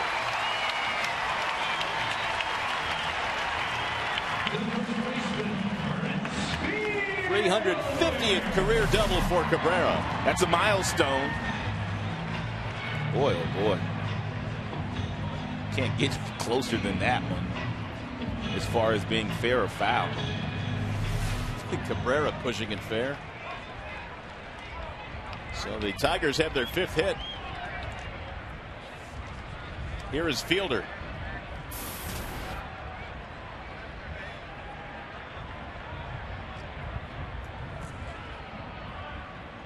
Prince on base twice in this game, walking a homer, and he pops it up. Third base side, there appears to be room for Lillibridge, and that is a big out for Axelrod. One away. Now the Bernstein Advantage brings you the scouting report on the White Sox pitching staff. Get the Bernstein Advantage. We go to bat for you. And this season, the Sox staff has done pretty well. You know, they always do well under Don Cooper, their pitching coach, who has been there for a number of years and has a really good rapport with all the starters, all the relievers. White Sox always pitch very good baseball. Here's Don Cooper. doing another nice job this year again in the Windy City. A couple of years ago, when the Yankees were looking for a new pitching coach, they called the White Sox to ask for permission to talk to Don Cooper, and the White Sox did not give Cooper permission to talk to the New York Yankees. They went on to hire Larry Rothschild that year. Delman fouls it off. Well, it seems like Cooper's been around forever, and he has in his 10th full season as the pitching coach for the White Sox, his 25th season in the organization.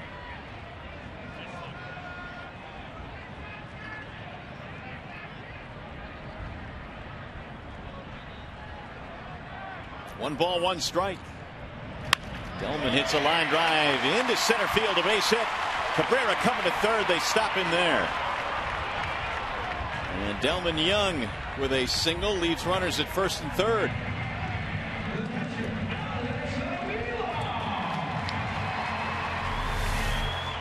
And Delman finally got himself one of those slow breaking balls, and he scalded it right back up the box. Cabrera had to hold up momentarily with one out. He wanted to make sure that ball wasn't going to be caught, and he didn't want to get hit by that line drive, and a wise decision by third base coach Gene Lamont to hold him up, Cabrera, from scoring. And Robin Ventura will go to the bullpen here with Avila due up. They want the lefty coming out of the bullpen. It's a wall-side windows pitching change. We'll be back to Comerica Park.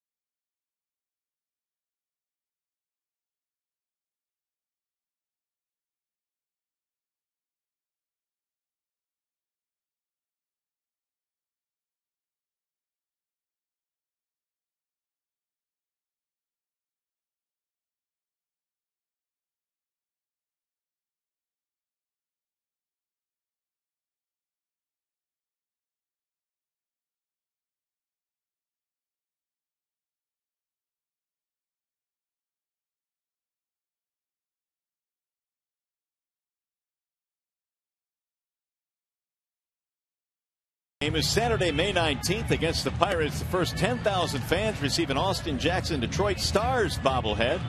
Call 866-66-TIGER or visit tigers.com if you'd like more information. And of course well, there you go. The teams will wear their cool jerseys as well. That'll be a Detroit Stars jersey the Tigers will be wearing. That fan walking into the ballpark earlier today wearing one of those snazzy Stars jerseys. New pitcher now for Chicago. It's Will Oman. Oman usually does his best work against left-handed batters. They're hitting 190 against him this year. But if you want to go back a little bit further, you can go all the way back to the beginning of 2004. Left-handers are hitting just over 200 against Oman. So it'll be Avila. Tigers looking for insurance runs.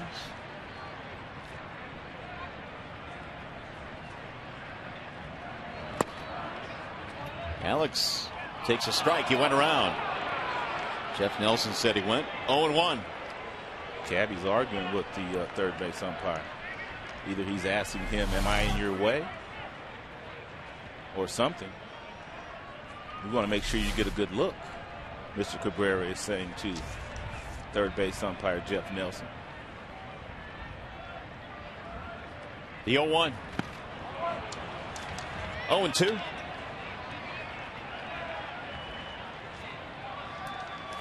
Avila, fly ball, and a strikeout against the starter Axelrod. Double by Cabrera, single by Young in this inning, chasing Axelrod as he turns things over to the bullpen here in the fifth. He threw a lot of pitches, 99 to be exact.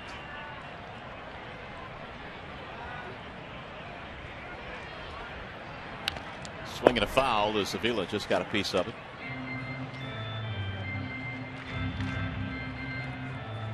Cabrera messing around with Omen before he threw that last pitch. He was jogging down the line, trying to get into the pitcher's head.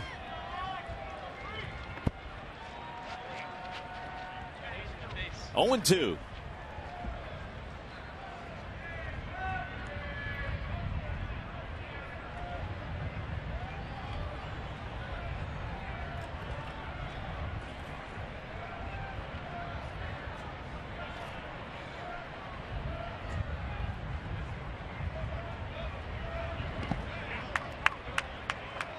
One ball, two strikes. Now here's what you were talking about a couple of pitches ago.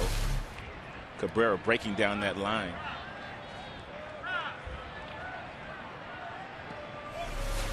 Omen wasn't buying, though.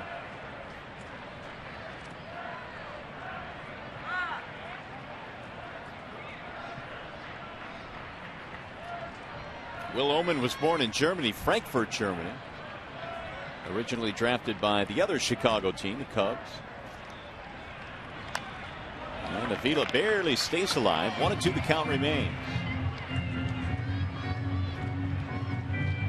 Omen wears number 77. You don't see that number very often.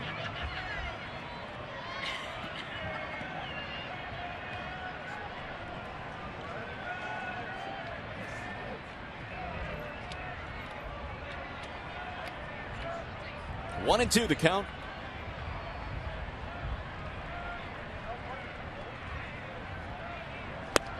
And that's low. 2 balls, 2 strikes.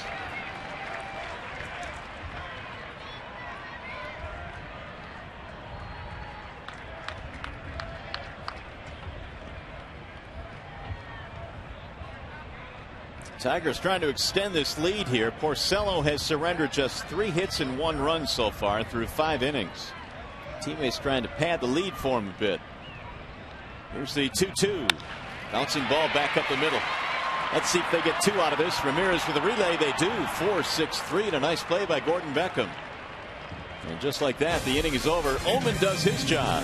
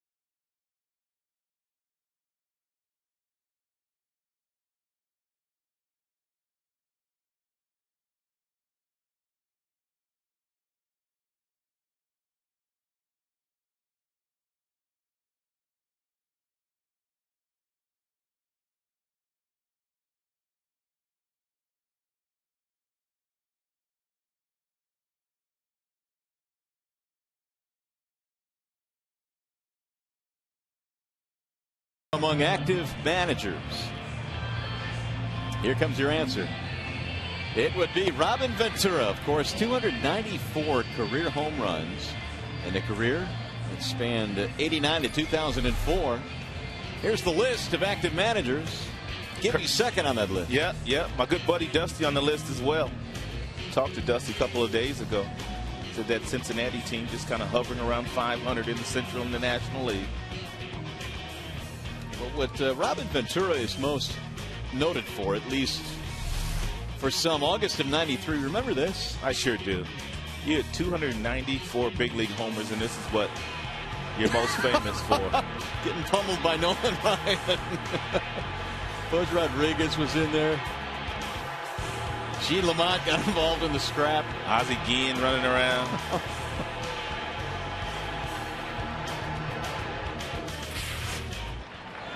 Ah, well. It's almost like he went out there and then he recognized, what am I doing? This is Nolan Ryan. I made a mistake. Too late.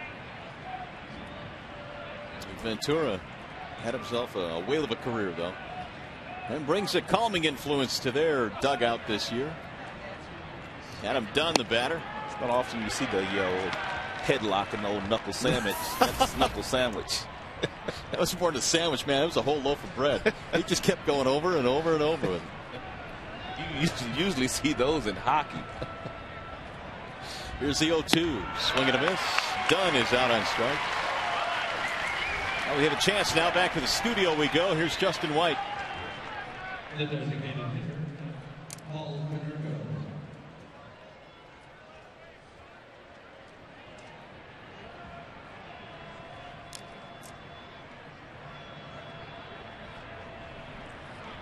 All right, Justin, thank you very much. Chicago playing the Tribe in a doubleheader tomorrow, but right now Cleveland continues to play pretty good baseball out of the chute this year. And that young kid, their second baseman, that Kipnis kid, playing some pretty good baseball for them these days.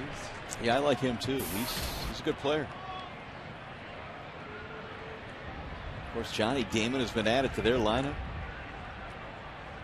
Cleveland signed him. I was surprised it took Damon so long to get a big league job this year, after the numbers that he put up last year playing for his hometown team, the Tampa Bay Rays. Yeah, he had a really nice year last year. Of course, Johnny played a year here and apparently still has a lot left.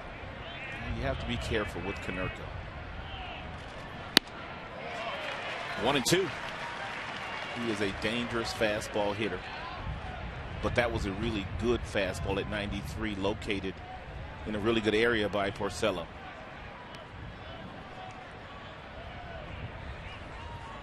Ground ball and a flyout for Konerko. And the 1-2. That'll go to center field and a base hit. That's why he's so good. And that's why he came in with a batting average over 350. Not afraid to get jammed.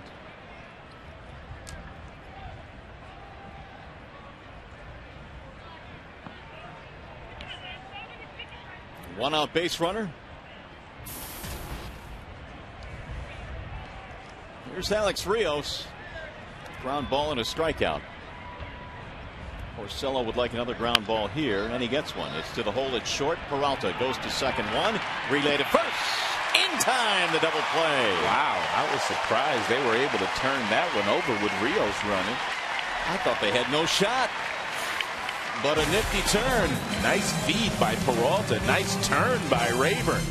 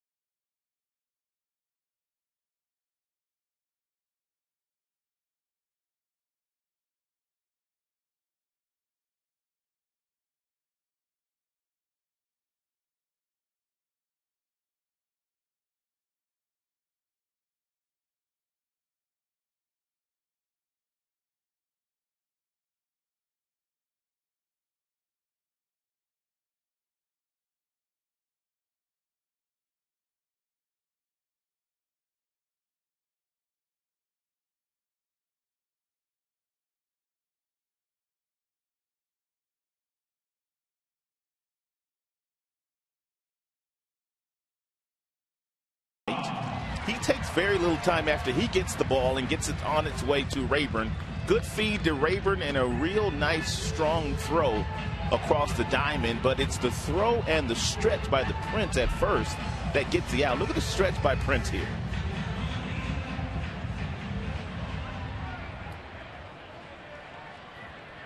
Nipped him at the wire, and Rios is out. A double play ends the inning. And now the Tigers bat here in the bottom of the 6th. Strike called on Johnny Peralta. It'll be Peralta, then Bosch, and then Rayburn. And they are facing a new White Sox pitcher in this inning. That would be Zach Stewart. Good ERA for Stewart in the 6 games that he has pitched in.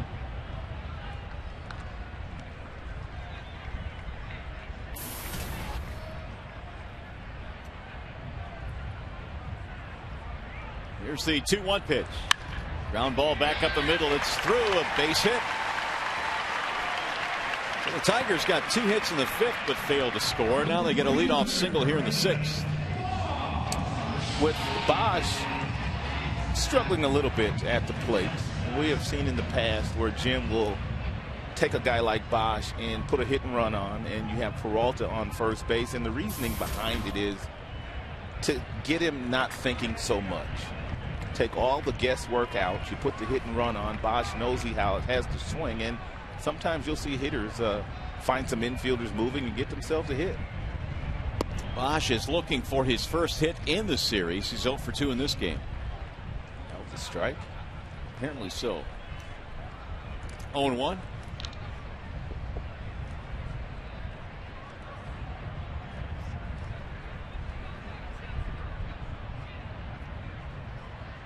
Tigers now have 7 hits.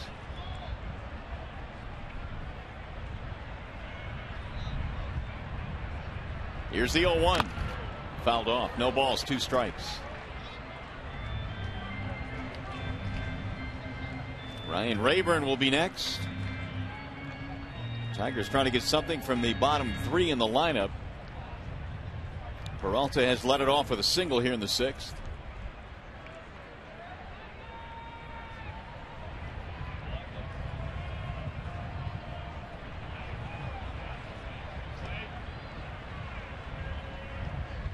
And the 0-2. High pop-up, left side of the infield. Alexei Ramirez to the grass, and Bosch is out, 1 gone. It's going to bring up Rayburn. Both of the Tigers' runs today scoring on homers. Jackson, Fielder, both solo shots, obviously. And they've out-hit the White Sox 7-4. Been another good outing today for Rick Porcello. He was surrendered just 1 run on 4 hits, and that run came in the 1st inning. Rick right now at 92 pitches, so still some gas in the tank.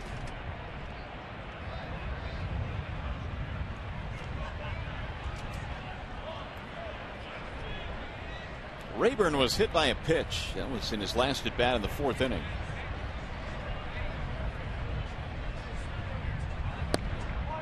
In there for a strike, 0-1.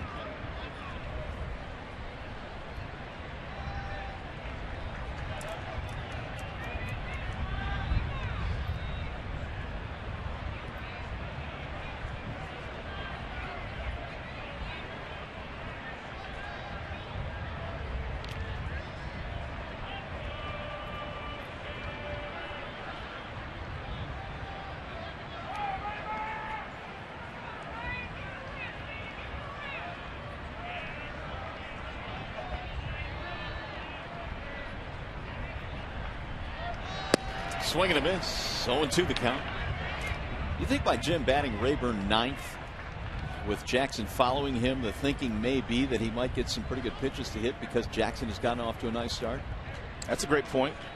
Usually when Jackson is on first base, the tendency for the opposing pitchers is to give that next guy some fastballs, which gives the catcher an opportunity to throw Jackson out should he be running. So that's a great point.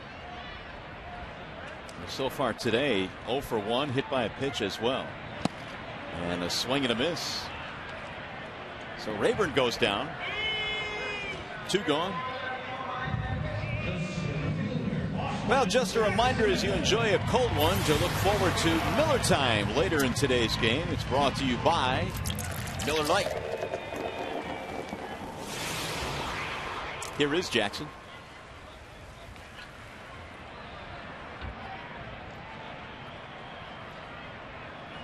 Two more hits for Austin, a homer and a single. It was a bad pickoff throw, but a nice scoop at Dunn at first base. 2 runs, 7 hits for Detroit, but the Tigers today have stranded 7 men on base. Swing and a miss, 0-1. Jackson has done some of his best work against the White Sox. He came in at .311 career against the Sox. 2 more hits today, including the homer. In there, a strike, 0-2.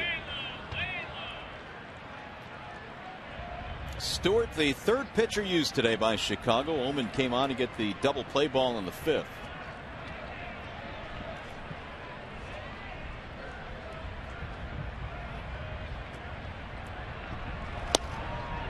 Ball inside, 1-2.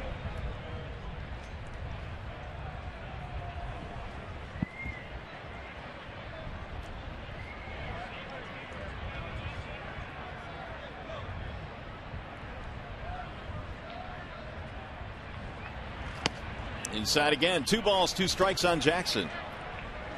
Peralta let it off with a single here in the 6th. He's still standing at first base, though, with 2 outs.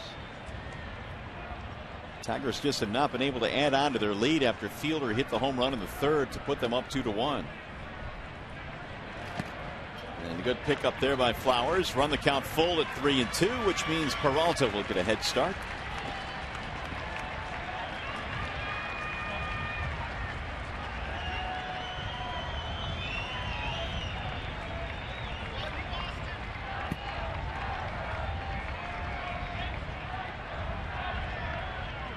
And there goes the runner. That's fouled off. Well, Johnny will head back.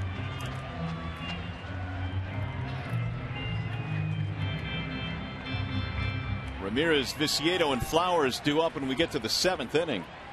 And these 2 teams have played some tight games in this series. First 2 games separated by 1 run. And right now it's a 2-1 game. Inside, he walked him. So Jackson is aboard. Going to keep it going now for Dirks.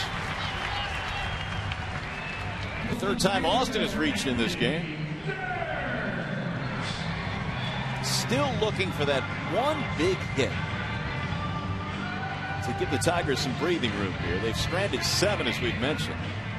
And Dirks has done some of his best work this year with runners in scoring position. And so maybe it's Andy that can come up with that big knock with 2 outs. It would be welcomed. Single in 3 at bats. There's been some action. Santiago's been warming up in their bullpen. He's peeking through the gate now, and we've got a balk. Move the runners up.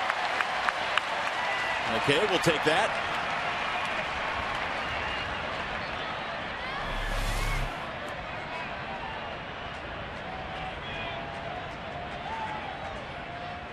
Oh, there it is. Just a little flinch. Doesn't take much, does it? And the eagle eye of the umpires noticed it, so the Tigers now have runners at 2nd and 3rd. Here comes Ventura.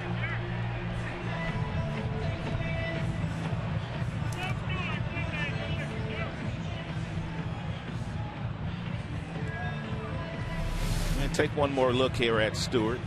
He's just going to flinch ever so slightly. And that gets the balk call by home plate umpire here today, Bill Welke. 2nd and 3rd with 2 outs. Now you get yourself a base hit, you might be able to get 2 runs in. More than likely, especially with the runner at 2nd base being Austin Jackson.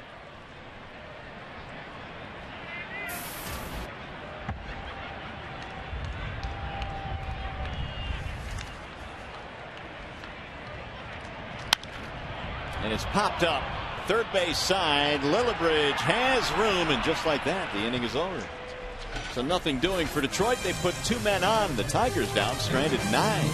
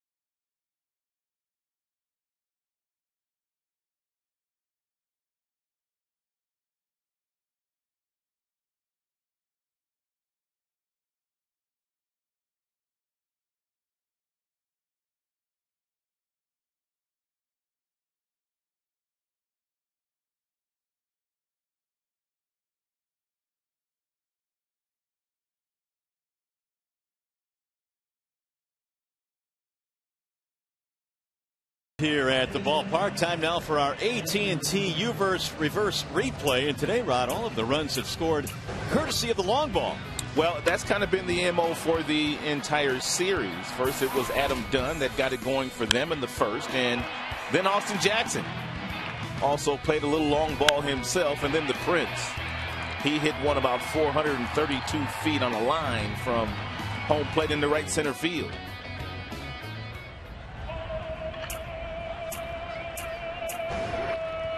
There is Prince Fielder, who is responsible right now for the go-ahead run. First pitch is popped up on the infield, and Avila comes over to make the play. Porcello slips and falls. Hope he's all right.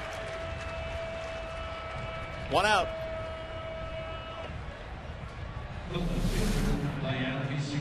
What did he do? I don't know, but it looked scary for a second. He started grabbing that hamstring. I thought, uh-oh. 1 pitch, 1 out. This much we do know about Porcello today. He has been crowding a lot of these right-handers with that real good sinker in the mid-90s. They really have not been able to get consistent barrel on the ball here today. Diane Viciedo, the batter. Porcello has scattered 4 measly hits. That's it. Big swing there by Viciedo. You'd love the offense to show up and give him a little bit more margin for error as we take a look at the top fastball that he has thrown today at 95 and a changeup at 80 miles an hour. Yeah, you're right, because even had the Tigers won that game yesterday, the offense still would have been an issue. The only difference is that you feel a little bit better about winning the game. But today, 2 runs, 7 hits, 9 stranded. Now the 1-2 pitch. Hit it. And that's the second hit batter. Porcello has so much movement with that pitch today. That is the second guy that he has hit. He also hit, was it Lillibridge? Beckham. Look at the run on this thing. If you're Viciedo, it looks like the ball is right down the middle and you start your swing and then you start to recognize, you know what, this ball has got a lot of late life on it, and you try to hold up and you still get hit by it. Right elbow. Herm Schneider, their trainer. 34 years he has been the trainer in Chicago. That's a long, long time. He's seen a lot of good players. He was a trainer in the organization when I was a very young minor league player in the White Sox organization. He needs overtime pay today. Really, really painful for Viciedo.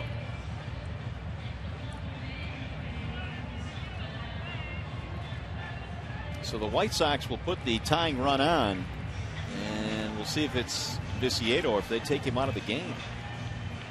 It's like he's done. So they're going to walk Viciedo off the field.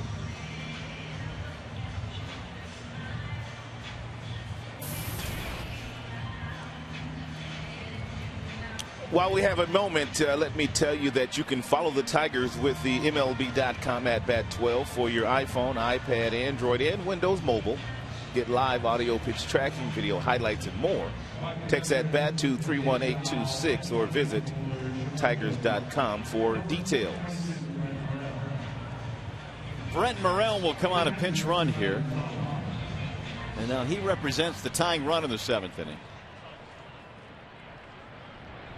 Porcello has only one walk, but he's hit 2 batters. And Tyler Flowers will step in.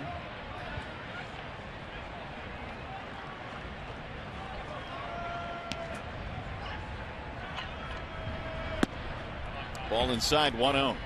Porcello, of course, is always just one pitch away from getting himself out of any jam with the good two-seam fastball at the bottom of the strike zone. And Flowers would be a double play candidate. He got that one pitch back in the 6th inning when he got Rios to hit into an inning-ending double play. There goes the bat, and right out of his hands. 1 ball, 1 strike.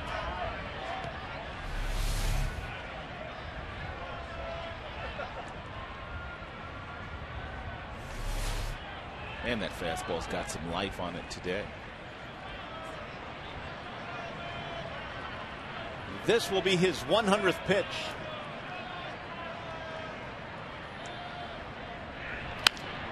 Rolled foul. And he's gone in there so much against all these right-handed hitters that as a hitter you start to look for that pitch. And they're not strikes. 71% of Porcello's 100 pitches he's thrown today have been that good two-seam fastball.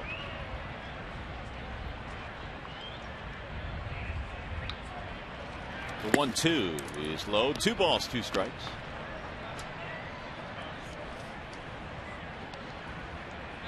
Only 4 hits for Chicago today, but they've had a couple of hit batters. Neither one has come around to score. They got the Adam Dunn home run in the 1st inning. That's been their only run so far. The 2-2. 3-2 now on Flowers. Well, you almost have to start the runner here if you're Robin Ventura. Even though Morrow does not have a base stealer speed, you want to stay out of a double play.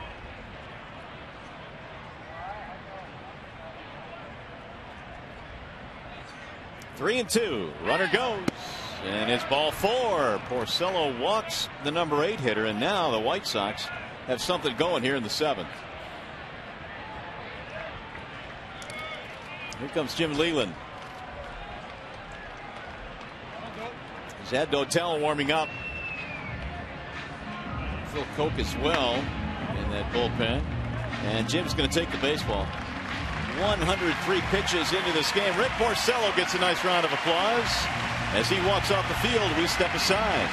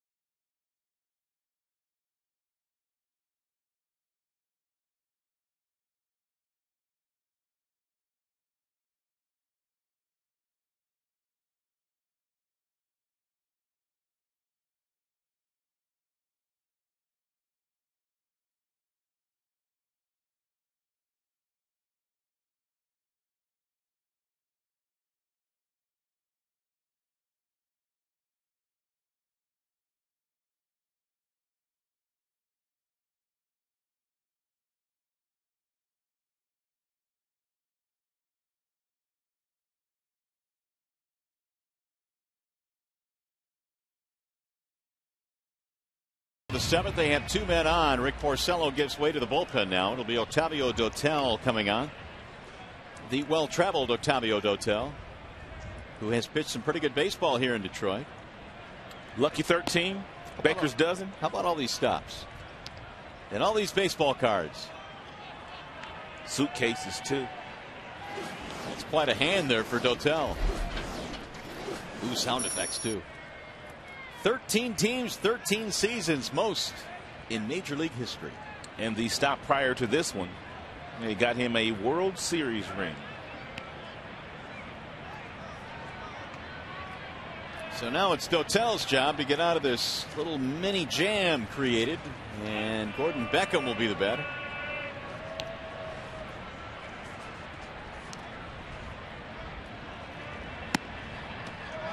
Missed it outside. 1 ball to no strikes.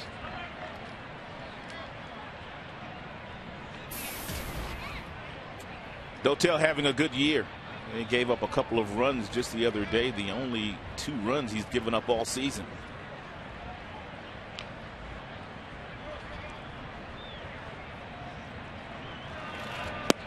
Swing and a miss. 1 ball, 1 strike.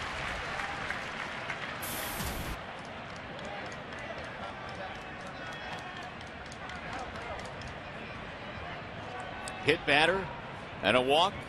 They have the bench runner Morel at second base. Flowers at first. Gordon Beckham today has been hit by a pitch and bounced out.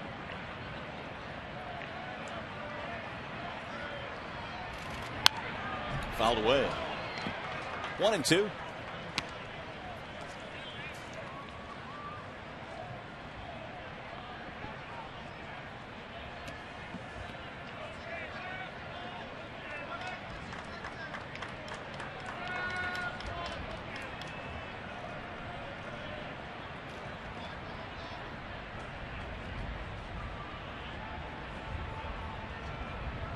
Only 4 hits for Chicago today, but they threaten here in a 1-run game in the 7th. Now the back end of the Tigers bullpen charged with digging out of this jam here in the 7th. And time called now. Avila will head out to the mound. Porcello throws 103 pitches in this game. He is responsible for the 2 base runners.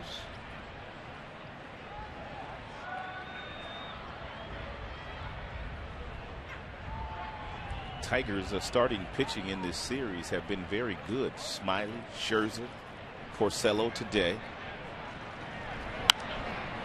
And his popped up foul. Prince coming toward the dugout, back out of play.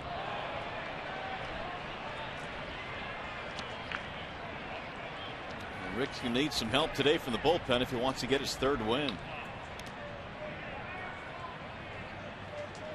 Well, we've been talking about how the Tigers needed some more folks to step up aside from Verlander. Smiley's pitched well this year, and Scherzer turned things around yesterday. Porcello with another nice outing today. Again, the 1-2. Swing and a miss. Beckham is out of there. Big strikeout for Dotel. 2 gone. Let's take a look at our Bell Tire pitch by pitch at how Dotel attacks Gordon Beckham. And something that Dotel has been very good at this year, he is now 11 for 11 in retiring the first batter that he sees when he comes out of that Tigers bullpen. Phil Coke, meanwhile, is going to enter this game now with De Aza due up. Dotel does his job. We'll be back.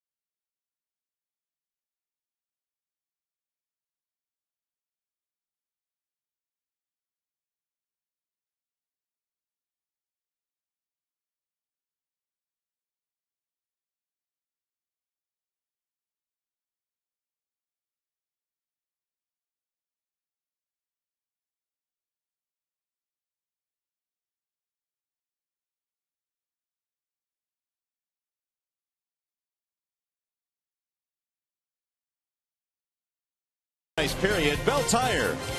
And by Toyota, brought to you by your Greater Detroit Toyota dealers. Great day for baseball here in downtown Detroit. Big crowd on hand here this afternoon. Tigers wrap up the homestand, and right now clinging to a 2-1 lead. The White Sox have 2 men on, 2 men out, and Phil Koch comes in.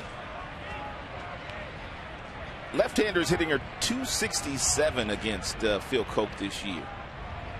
Surprised his numbers aren't better against left-handers, especially when he's got that real good breaking ball. And he's throwing it down and away from the left-handed hitters. He's got a chance to knock that down a notch here against De Aza, who looks at a breaking ball strike. That's not necessarily the one you want to throw there. That's the one that usually gets hit, especially when the left-hander's looking for the breaking ball. That one right off their body that ends up right over the heart of the plate.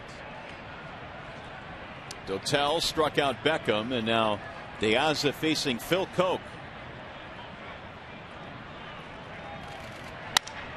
Little looper, back a second, and caught by Ryan Rayburn. So the bullpen does the job here. Dotel and Koch, and it's still 2-1.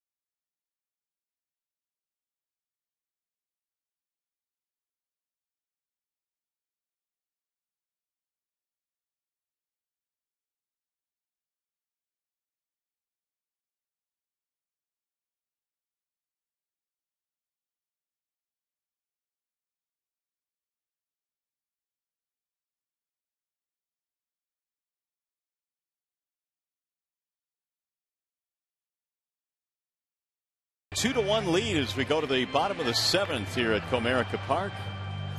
And what's going on down on the farm? Andy Oliver last night had a no-hitter through 6 innings, and he ended up getting a pretty good number, pretty good effort against Columbus, going 7 innings, giving up 1 hit.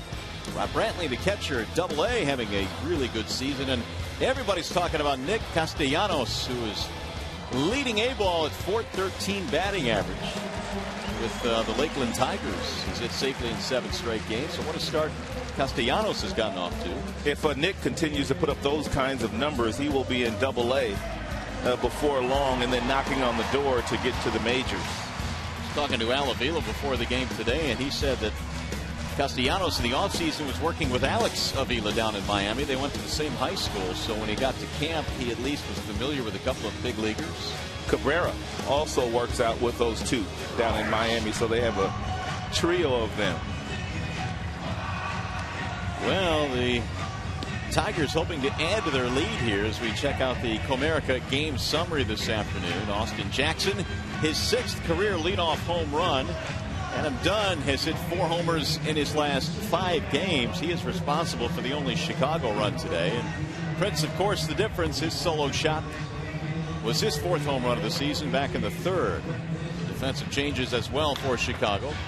Brent Lillibridge will move from third base to left field, and Brent Morel will stay in the game after pinch running. He'll play third base. This would be a nice time to get some runs on the board here. Make this lid a little bit more comfortable.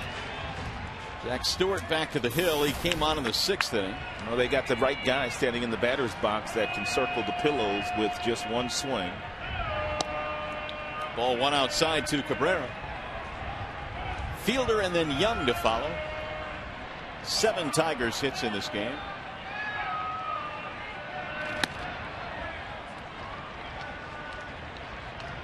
Two-0 on Miguel. Had a 2-base hit to lead off the 5th, but the Tigers were unable to score him.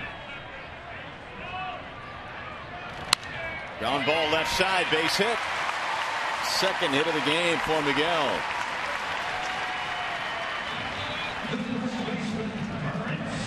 So Cabby now 2 for 4. And here comes Robin Ventura. The fielder due up. Ventura wants to go to his bullpen.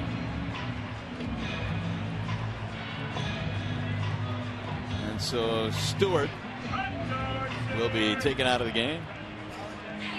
So they go to the pen. We step aside. Another pitching change here at the ballpark. 2-1 Detroit.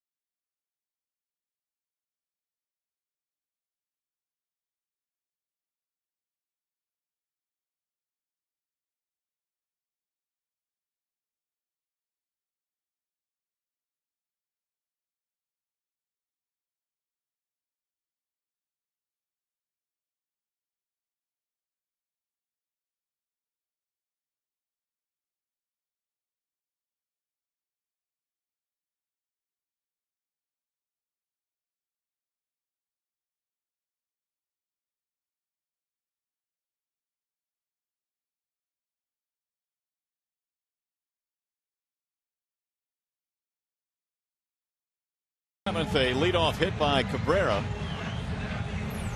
And the Tigers have something going here. By the way, here's the upcoming pitching matchup presented by Gordon Chevrolet. We're going to see the return of Doug Fister beginning tomorrow night against Blake Beeman out in Seattle. We'll be on the air at 9:30 on Fox Sports Detroit, but it's good, Ron, to see Fister back.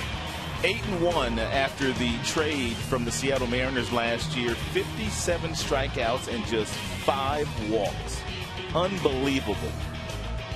You might have to catch a nap tomorrow to stay up with us tomorrow night from the West Coast.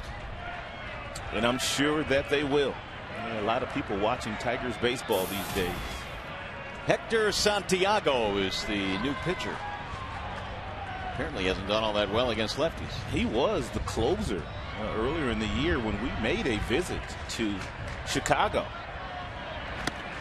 Missed outside, 1-0. He has blown 2 saves this year. He blew a save to the Oakland Athletics as well. And your good buddy, Yoenis Cespedes, hit a 2-run homer off of him. Cespedes. I said that. You said Cespedes. I thought you'd be impressed when we get the first name, but I can't please you. I just can't please you. I have to agree you can't. I'm sorry. 1 ball, 1 strike. Keep working on it, though. Fielder's home run right now the difference. Maybe he can help pad this lead here. There's a strike called. This young man has a screwball. And for those of you that really don't know what a screwball is, if you're older like I am, you remember Fernando Valenzuela in the screwball that he had. But Santiago also features that pitch. Ground ball right side, base hit. Cabrera goes to second and stops there, and Prince with a base hit, his 2nd hit today. let's take a look at this pitch, and I believe it is the screwball, and what it's designed to do is act like a curveball from a right-handed pitcher. But that one really just does nothing. Kind of stays up in the strike zone.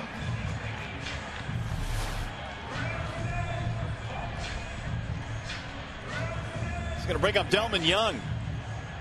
2 on now with nobody out in the 7th. Delman has been on base twice, walking a single. 9 Tigers hits in this game.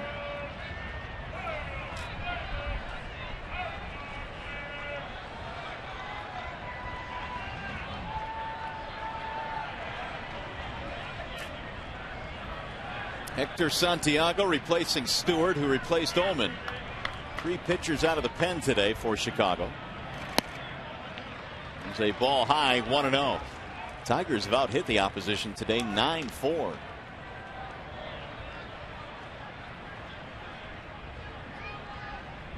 Chris Sale will be the new closer for the Chicago White Sox starting tomorrow. Chris Sale had been in the rotation for the month of April.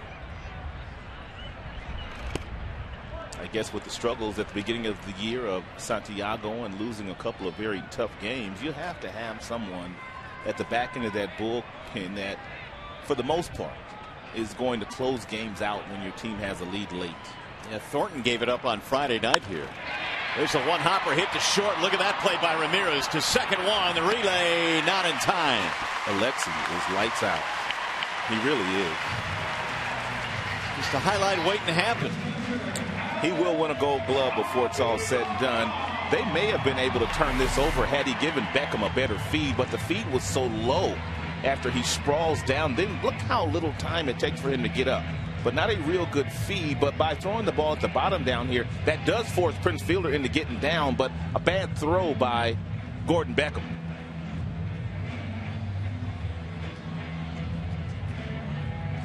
That's going to leave runners at first and third. Only 1 out and a chance for Avila.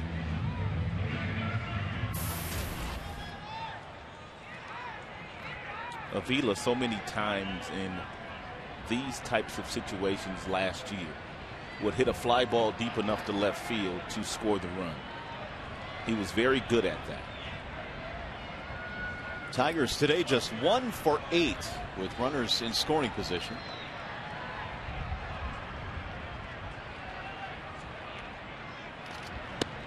Alex looks at strike 1.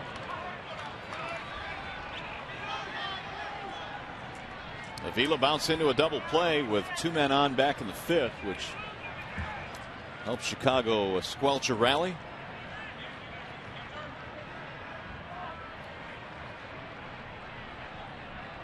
Porcello hoping for some more offense here, pad the lead a little bit. And talked about the success that Alex had in these types of situations last year. He hasn't fared all that well this year. He is 0 for 5 so far this season with a runner on third, less than 2 outs. The 0-1. Swing and a miss, 0-2.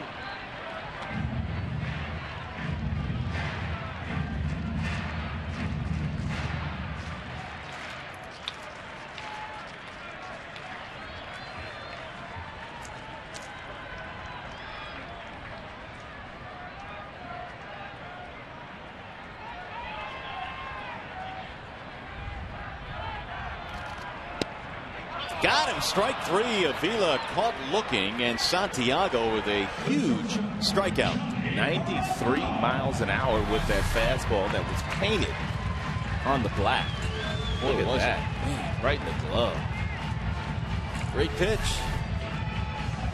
So it's going to take Peralta now to get this run in.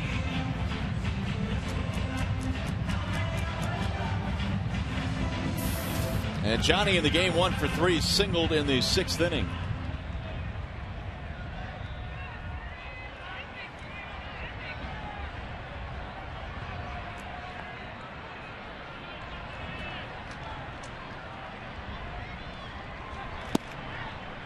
On the outside corner, strike 1.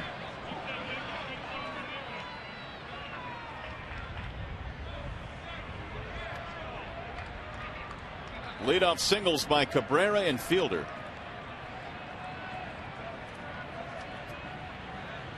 Here's the 0-1 pitch.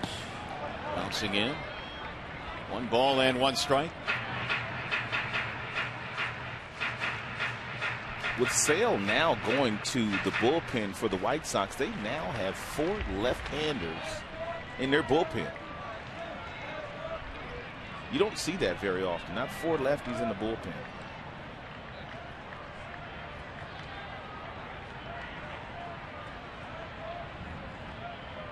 Here's the 1-1. Strike 2. 1-2 on Peralta.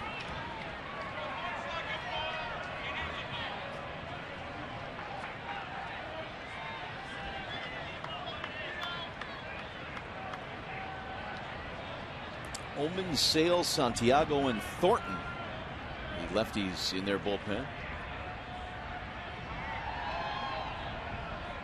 Here's the 1-2 pitch. Johnny takes low. 2 balls, 2 strikes. Neither team has scored in this game since the Tigers got the home run from Prince Fielder back in the 3rd. All of the scoring here done this afternoon very early in the contest. Still 2-1. Low 3-2. Got a lefty Bosch waiting on deck.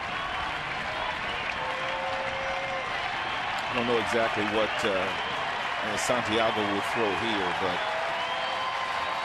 his best chance of getting Peralta out might be a breaking ball. Delman on the move. The breaking ball misses outside, and now they are loaded up. This is exactly what Brennan Bosch needed here today. Bases loaded situation, 2 outs. Good numbers in his career against left-handed pitching. Here's the time to shine. 0 for 3 so far today for Bosch. He's got him loaded up.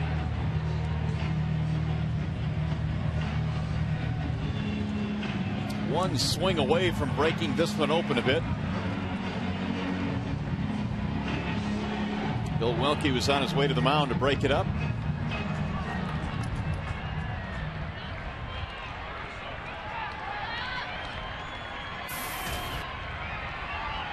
Bases loaded with 2 outs.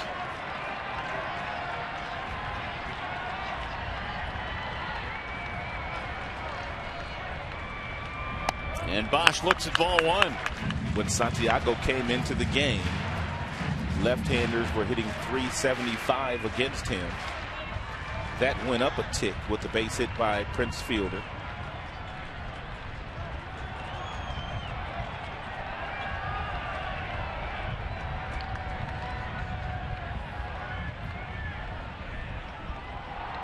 Here's the 1-0.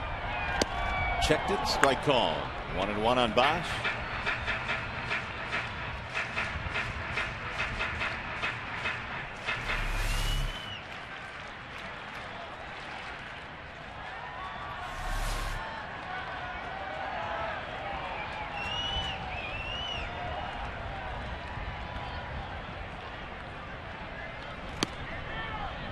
Again, Santiago went out there trying to paint the outside corner. That time he missed.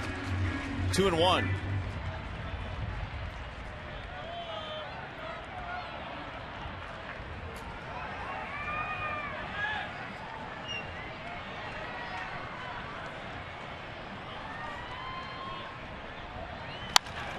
Swinging a high fly ball, right center field. De Anza going back, and he'll get there. The Tigers strand 3 more, and they have left 12 in the ball game. You're watching Tigers baseball this afternoon, presented by Bell Tire.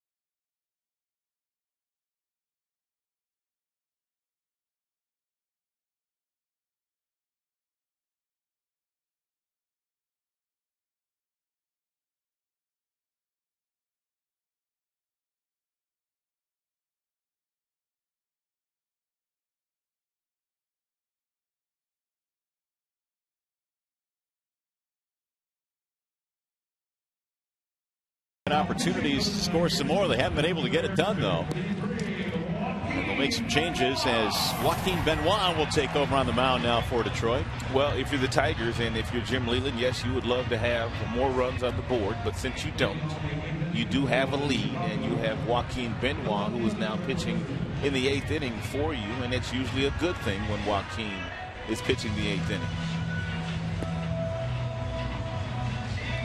Santiago has come into the ball game now. He will play second base, and that'll bump Rayburn out to right field, replacing Bosch. And for any of you that are thinking that maybe we will not see Valverde today, my bet is that we will, even though he's thrown a couple of days in a row and thrown 31 pitches in those 2 outings. That's if the score stays as it is right now.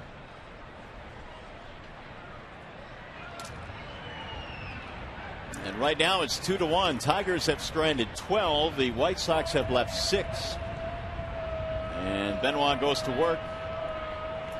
He will face Brent Lillibridge here in the 8th. Then Dunn and then Konerko. 2, 3, 4 in the Chicago lineup.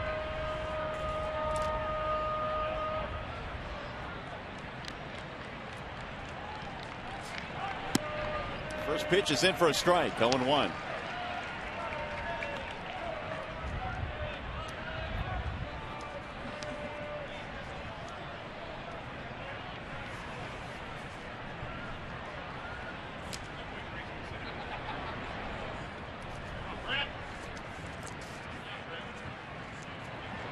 Swing and a miss. 0-2 on Lillibridge. 0 for 3 today for the number 2 hitter for Chicago.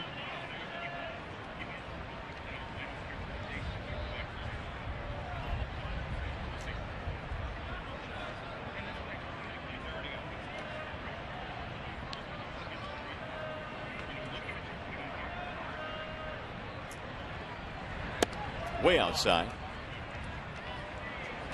Tiger bullpen today has featured Dotel and Cope. They both came on in the 7th inning after Porcello hit a batter and gave up a walk, and the pen did the job in the 7th.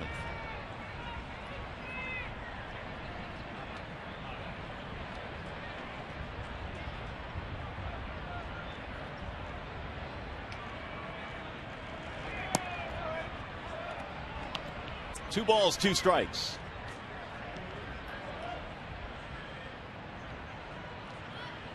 Dunn waiting on deck. He is responsible for the only run for Chicago in this game.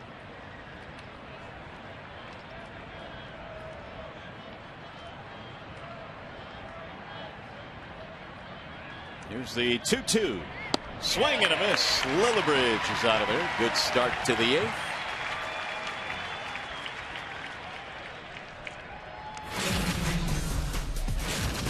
For those of you that are just tuning in, this has pretty much been all the scoring today. It was done in the 1st inning with a solo home run, and then it was Jackson that followed up with a solo shot in the bottom half of the 1st inning, and then Prince Fielder played long ball as well in the 3rd. Solo variety. There you have it. That is all your scoring here today. Now Dunn in a 1-run game. In there for strike 1. Of course, Dunn had the game winner yesterday as well, so he's been swinging it now. 9 home runs. After getting a changeup and hitting a solo home run in the 1st inning off Porcello, he has gotten a lot of fastballs around the belt buckle inside, and he hasn't been able to catch up with those fastballs in the mid-90s. Fouled back. 0-2.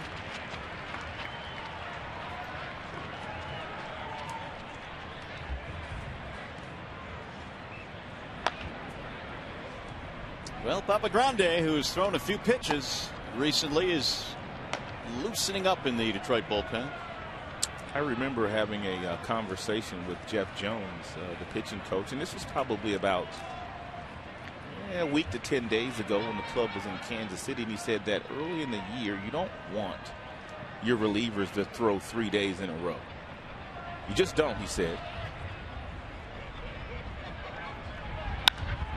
High towering fly ball, shallow center field. Jackson comes racing in. He'll have plenty of time to get there. And the reason for that is when they come out of spring training, they've only thrown maybe 9, maybe 10 innings. And they haven't thrown 3 days in a row, so you don't want to put that pressure on them early in the season. But as you get into the summer, you don't have a problem with your guys on 3 days in a row as long as the pitch count is manageable.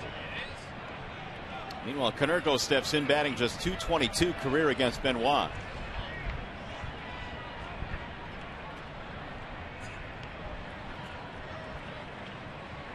Konerko is 1 for 3, singled in the 6th inning.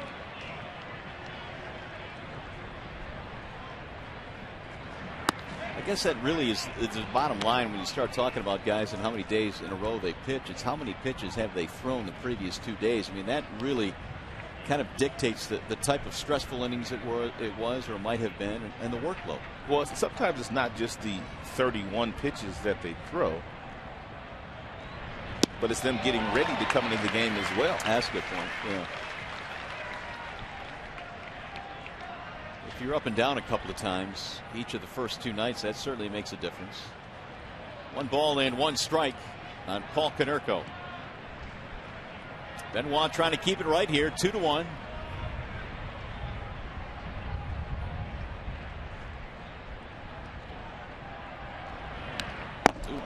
All the way to the backstop it goes.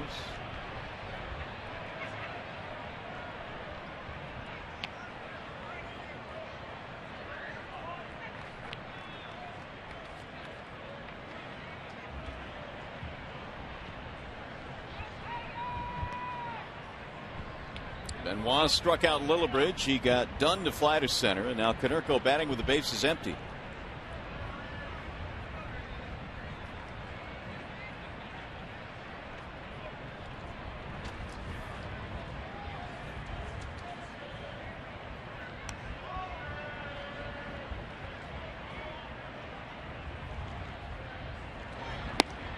That's in for a strike. Make it 2-2 now on Paul Konerko. Tigers in the bottom of the 8th will have Rayburn, Jackson, Dirks.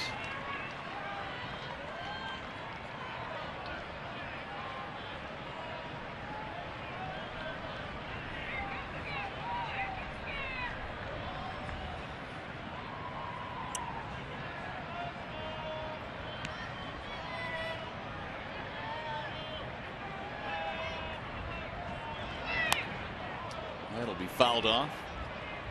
2-2 on Konerko. Another great start this year for Konerko. In fact, he was the player of the week at the end of the month of April. Hit .435 the final week of April. One of the best on base percentages in the AL.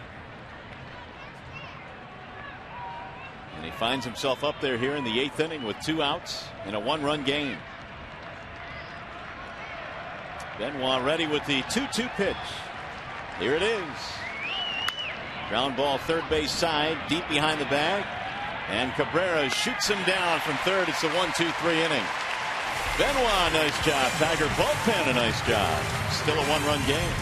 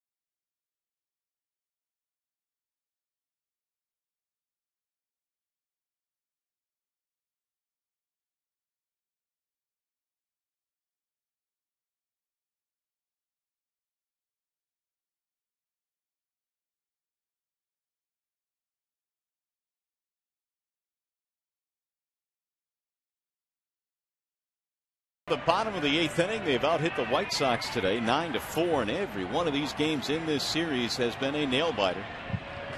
Today is no different as Rayburn leads it off, and Jackson and then Dirks facing Santiago. Ryan takes the first pitch in for a strike. Rayburn is 0 for 2, hit by a pitch as well today. Pretty good numbers this year in the 8th inning for the Tigers. Yes, they are. Could use some more of those good numbers here today. There's a high towering fly ball left center field. This ball is hit well way back and caught right in front of the wall. Lillibridge ran it down. The wind got a hold of that one a little bit. It's blowing left to right. Rayburn falls short.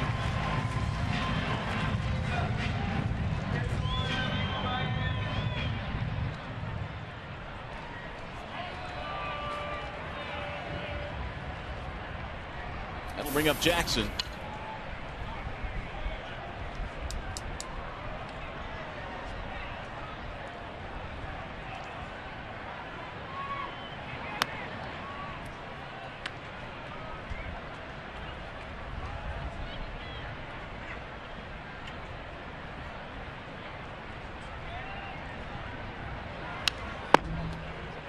One ball, one strike. One number that continues to stick out for the Tigers, the 12 in the LOB column. Hopefully it will not come back to haunt them. Certainly would be nice to make it a little bit more comfortable when we get to the 9th inning with a run or two here.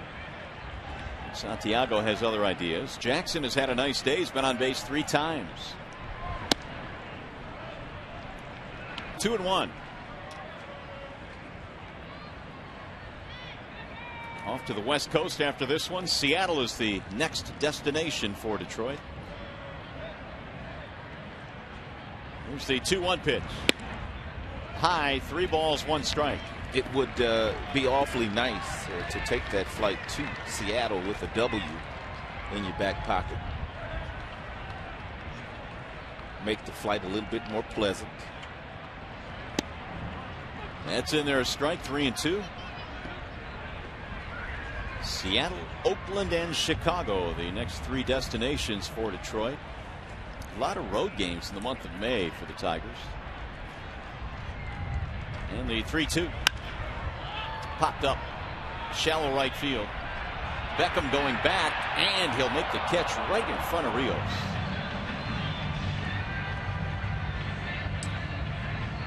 Hey fans, as soon as this game ends, our coverage continues with Tigers Live. You'll hear from the manager, Jim Leland, the players. Plus, we'll break down the game, show you all the highlights. Tigers Live immediately after the game here on Fox Sports Detroit.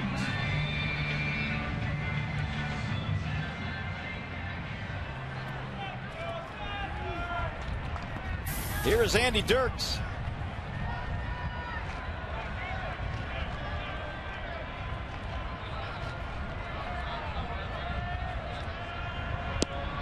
Bender is in there for a strike.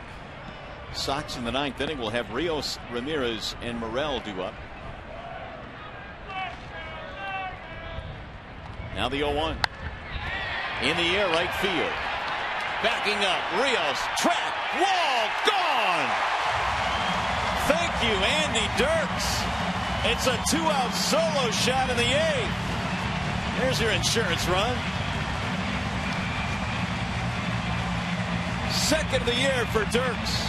That is now the 5th home run that Santiago has surrendered this year, and it's the main reason why he is no longer the closer of the Chicago White Sox. It looks like a 75-mile-per-hour breaking ball that ends up right over the middle of the plate. Well, Jim Leland said he wanted Dirks to create something in that 2 spot. He's done some good creating today. 2 hits, the home run here in the 8th, making it a 3-1 ball game. Cabrera takes outside. That's the 10th Detroit hit. And in fact, their 3rd homer today.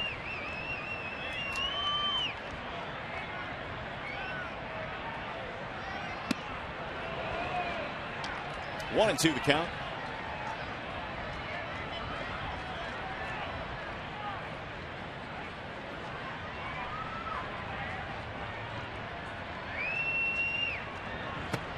checked it, and he went around. And Cabrera will argue with Bill Walke to no avail.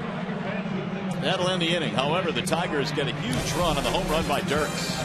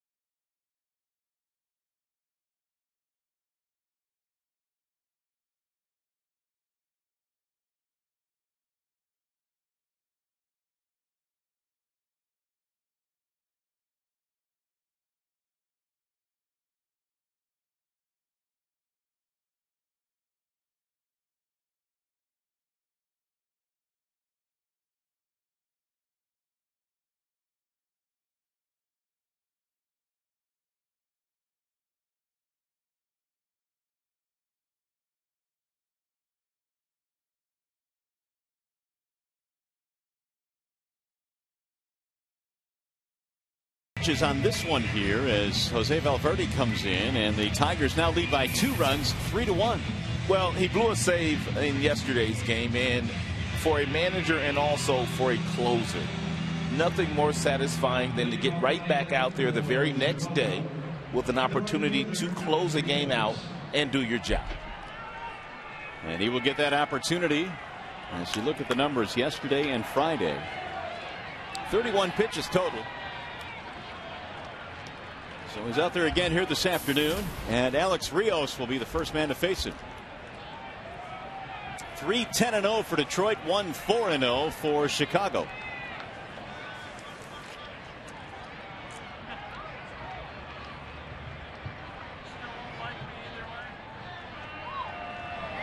And Rios backs away from a ball inside, 1-0.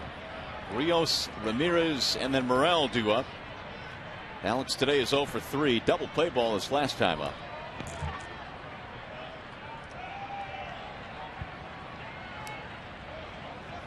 So far, the bullpen has done a bang-up job today. Dotel came on for an out. Koch came on. And then Benoit. That's in for a strike.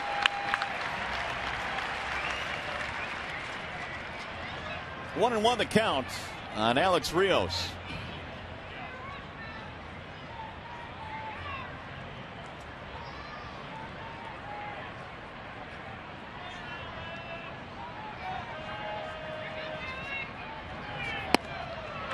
In there for a strike. Back end of the Tigers bullpen really hasn't hit their stride yet. Benoit, he has walked 9 this year in 12 innings, which is a high number for Benoit. And of course, we've already talked about Valverde this season. He's blown a couple of saves. So they aren't dialed in the way that they were dialed in last year. Not yet. Yeah, not yet. I guess Dotel would probably be the most consistent at the back end, pitching the 7th inning. He's been good. 2 balls, 2 strikes.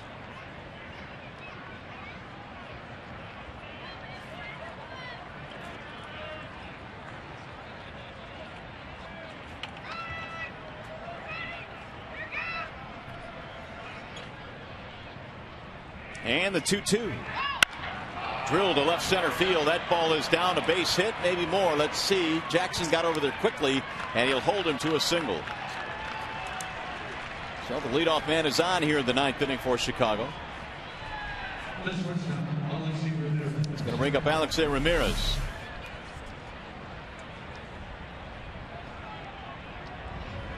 It's a fastball that was up, that was drilled by Rios, and a nice job by Jackson to get over there and get that ball back in to keep him at first base momentarily. So here's Ramirez. He's 0 for 3. That is the 5th hit for Chicago in this game. If you really want to digest and break down Papa Grande's numbers, he has only been able to retire the leadoff hitter 6 of the 13 times that he's come into a game. Boy, that's a telling stat. And for a guy like him that doesn't have a good move, you just open up a can of worms, because the opposing manager can steal second base or do whatever he really wants to do, but he's had a difficult time of getting that first hitter out. As we saw yesterday in the 9th inning, Gayasa reached and then stole second.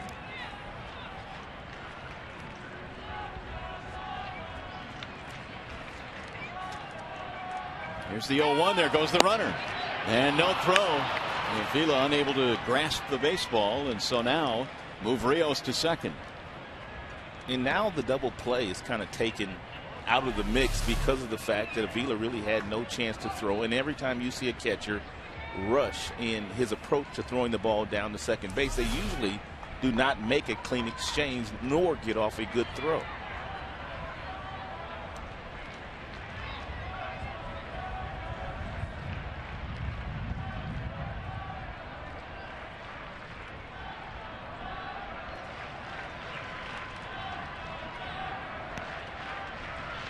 White Sox 0 for 5 today with men in scoring position. And a foul back out of play.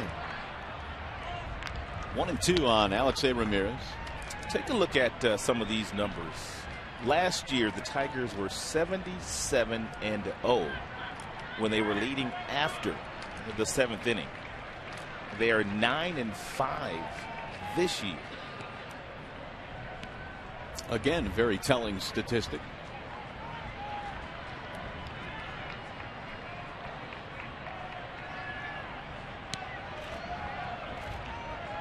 One and 2 on Ramirez. Rolled foul down the third base line.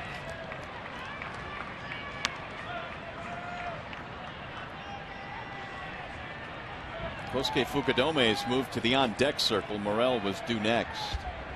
Well, there's Fukudome.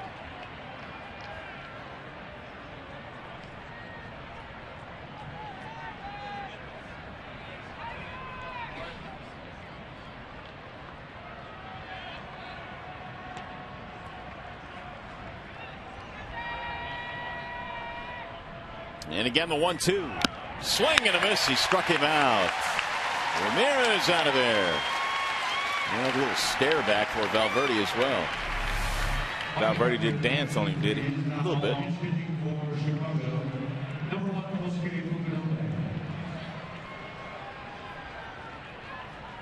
Not much. 1 on, 1 out. Here's Fukudome.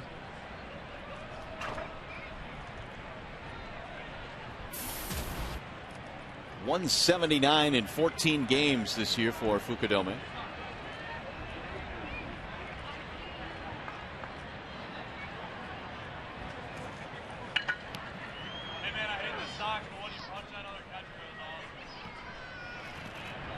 And ball 1 missing outside. Pierzynski now has moved to the on-deck circle as well for Chicago. So Robin Ventura emptying his bench. Meanwhile, Fukudome, no luck at all against Valverde in his career, 0 for 7.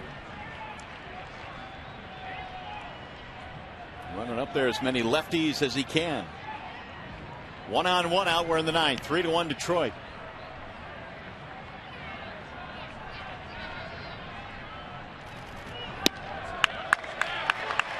One and 1. 93-mile-an-hour fastball from Jose Valverde.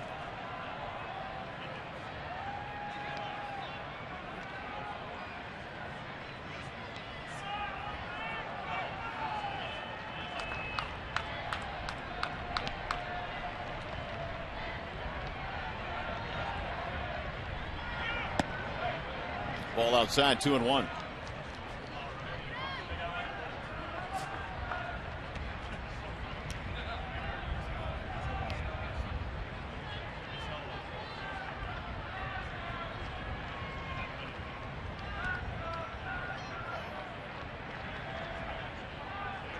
Andy Dirks providing a huge run for the Tigers with his home run in the bottom of the 8th inning, making it a 2-run spread. And right now that's looking more than huge. Ball high. 3-1 on Fukudome. Every run today, as a matter of fact, has been courtesy of a solo homer done for Chicago. Jackson, Fielder, and Dirks for the Tigers. 31 pitches thrown on Friday and Saturday by Papa Grande. And he has already thrown 14 here today.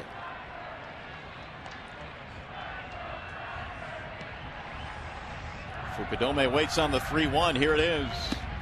And he walked him. He's going to put the tying runs on. Fans getting a little bit restless. Now Pierzynski will pinch hit.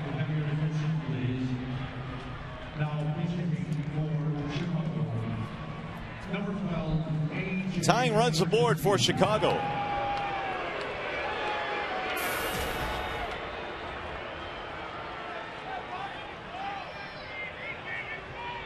AJ's hit into 3 double plays this year.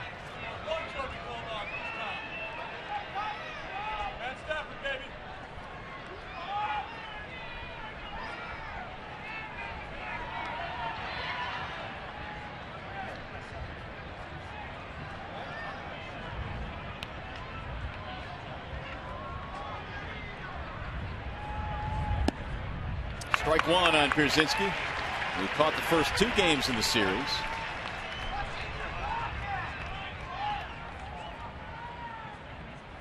AJ was also behind the plate in Philip Humber's perfect game.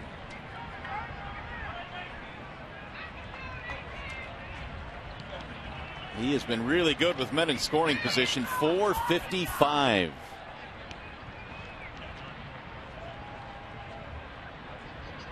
Here's the 0-1. That sails outside. 1 ball, 1 strike.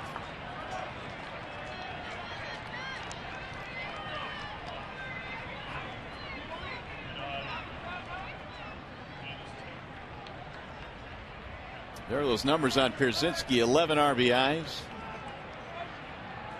And Robin Ventura hoping for some of that magic here in the 9th inning. His team down by 2.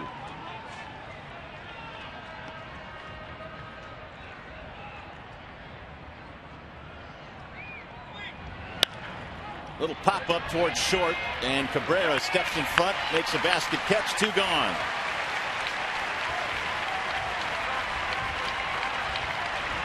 So the White Sox are down to their final out. Ran a fastball inside to AJ, and AJ hit that ball down on the label.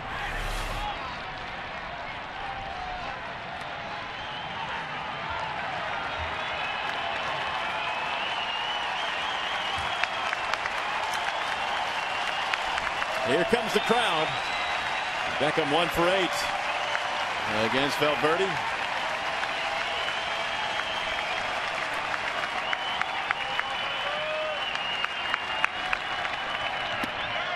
Ball outside.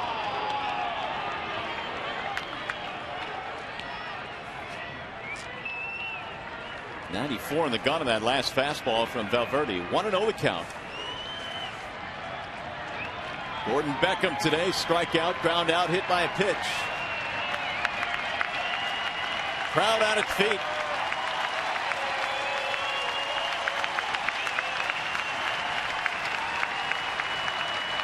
Here's the 1-0. A little bit outside. 2 balls, no strikes. Inning started with a single by Rios. He stole second base, then a walk later in the inning to Fukudome. They represent the tying runs. Valverde's thrown 20 pitches in this inning, 10 for strikes, 10 for balls.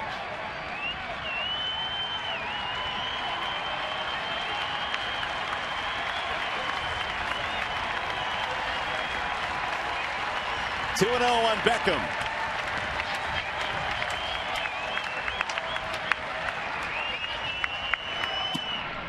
Three 3-0 on Beckham. He walks in here and he pushes the tying run into scoring position. And you've got the top of the order waiting on deck.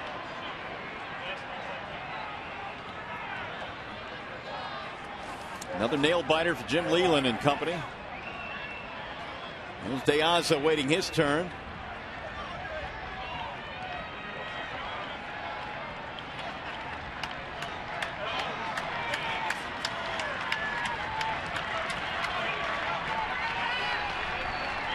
And the 3-0 in there for strike 3-1 on Gordon Beckham.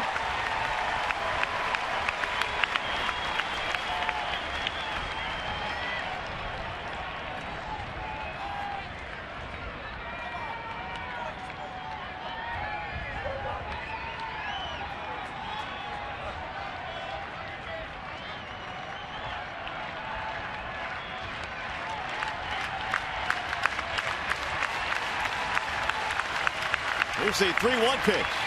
Swing and a miss. 3-2 on Beckham. Valverde climbs back into the count. Here comes the crowd now.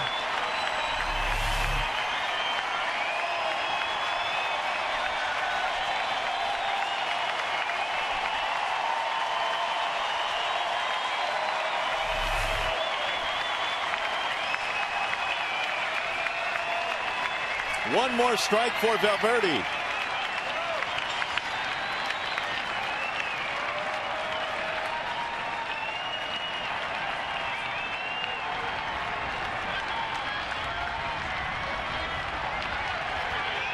Swing and a miss. He struck him out.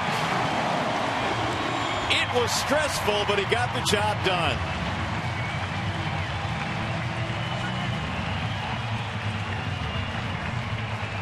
Tigers celebrate a win, and they take 2 of 3 from Chicago. Nice way to get on the airplane and head out to the Pacific Northwest with a W on a long flight. Indeed, and the Tigers, thanks to a big home run from Dirks late in this game, got a little bit more breathing room, and as it turns out, the Tigers hold on for a 3-1 victory here this afternoon at Comerica Park. Stay with us. Whole lot more coming up from the ballpark. Tigers a winner today as Valverde nails this one shut.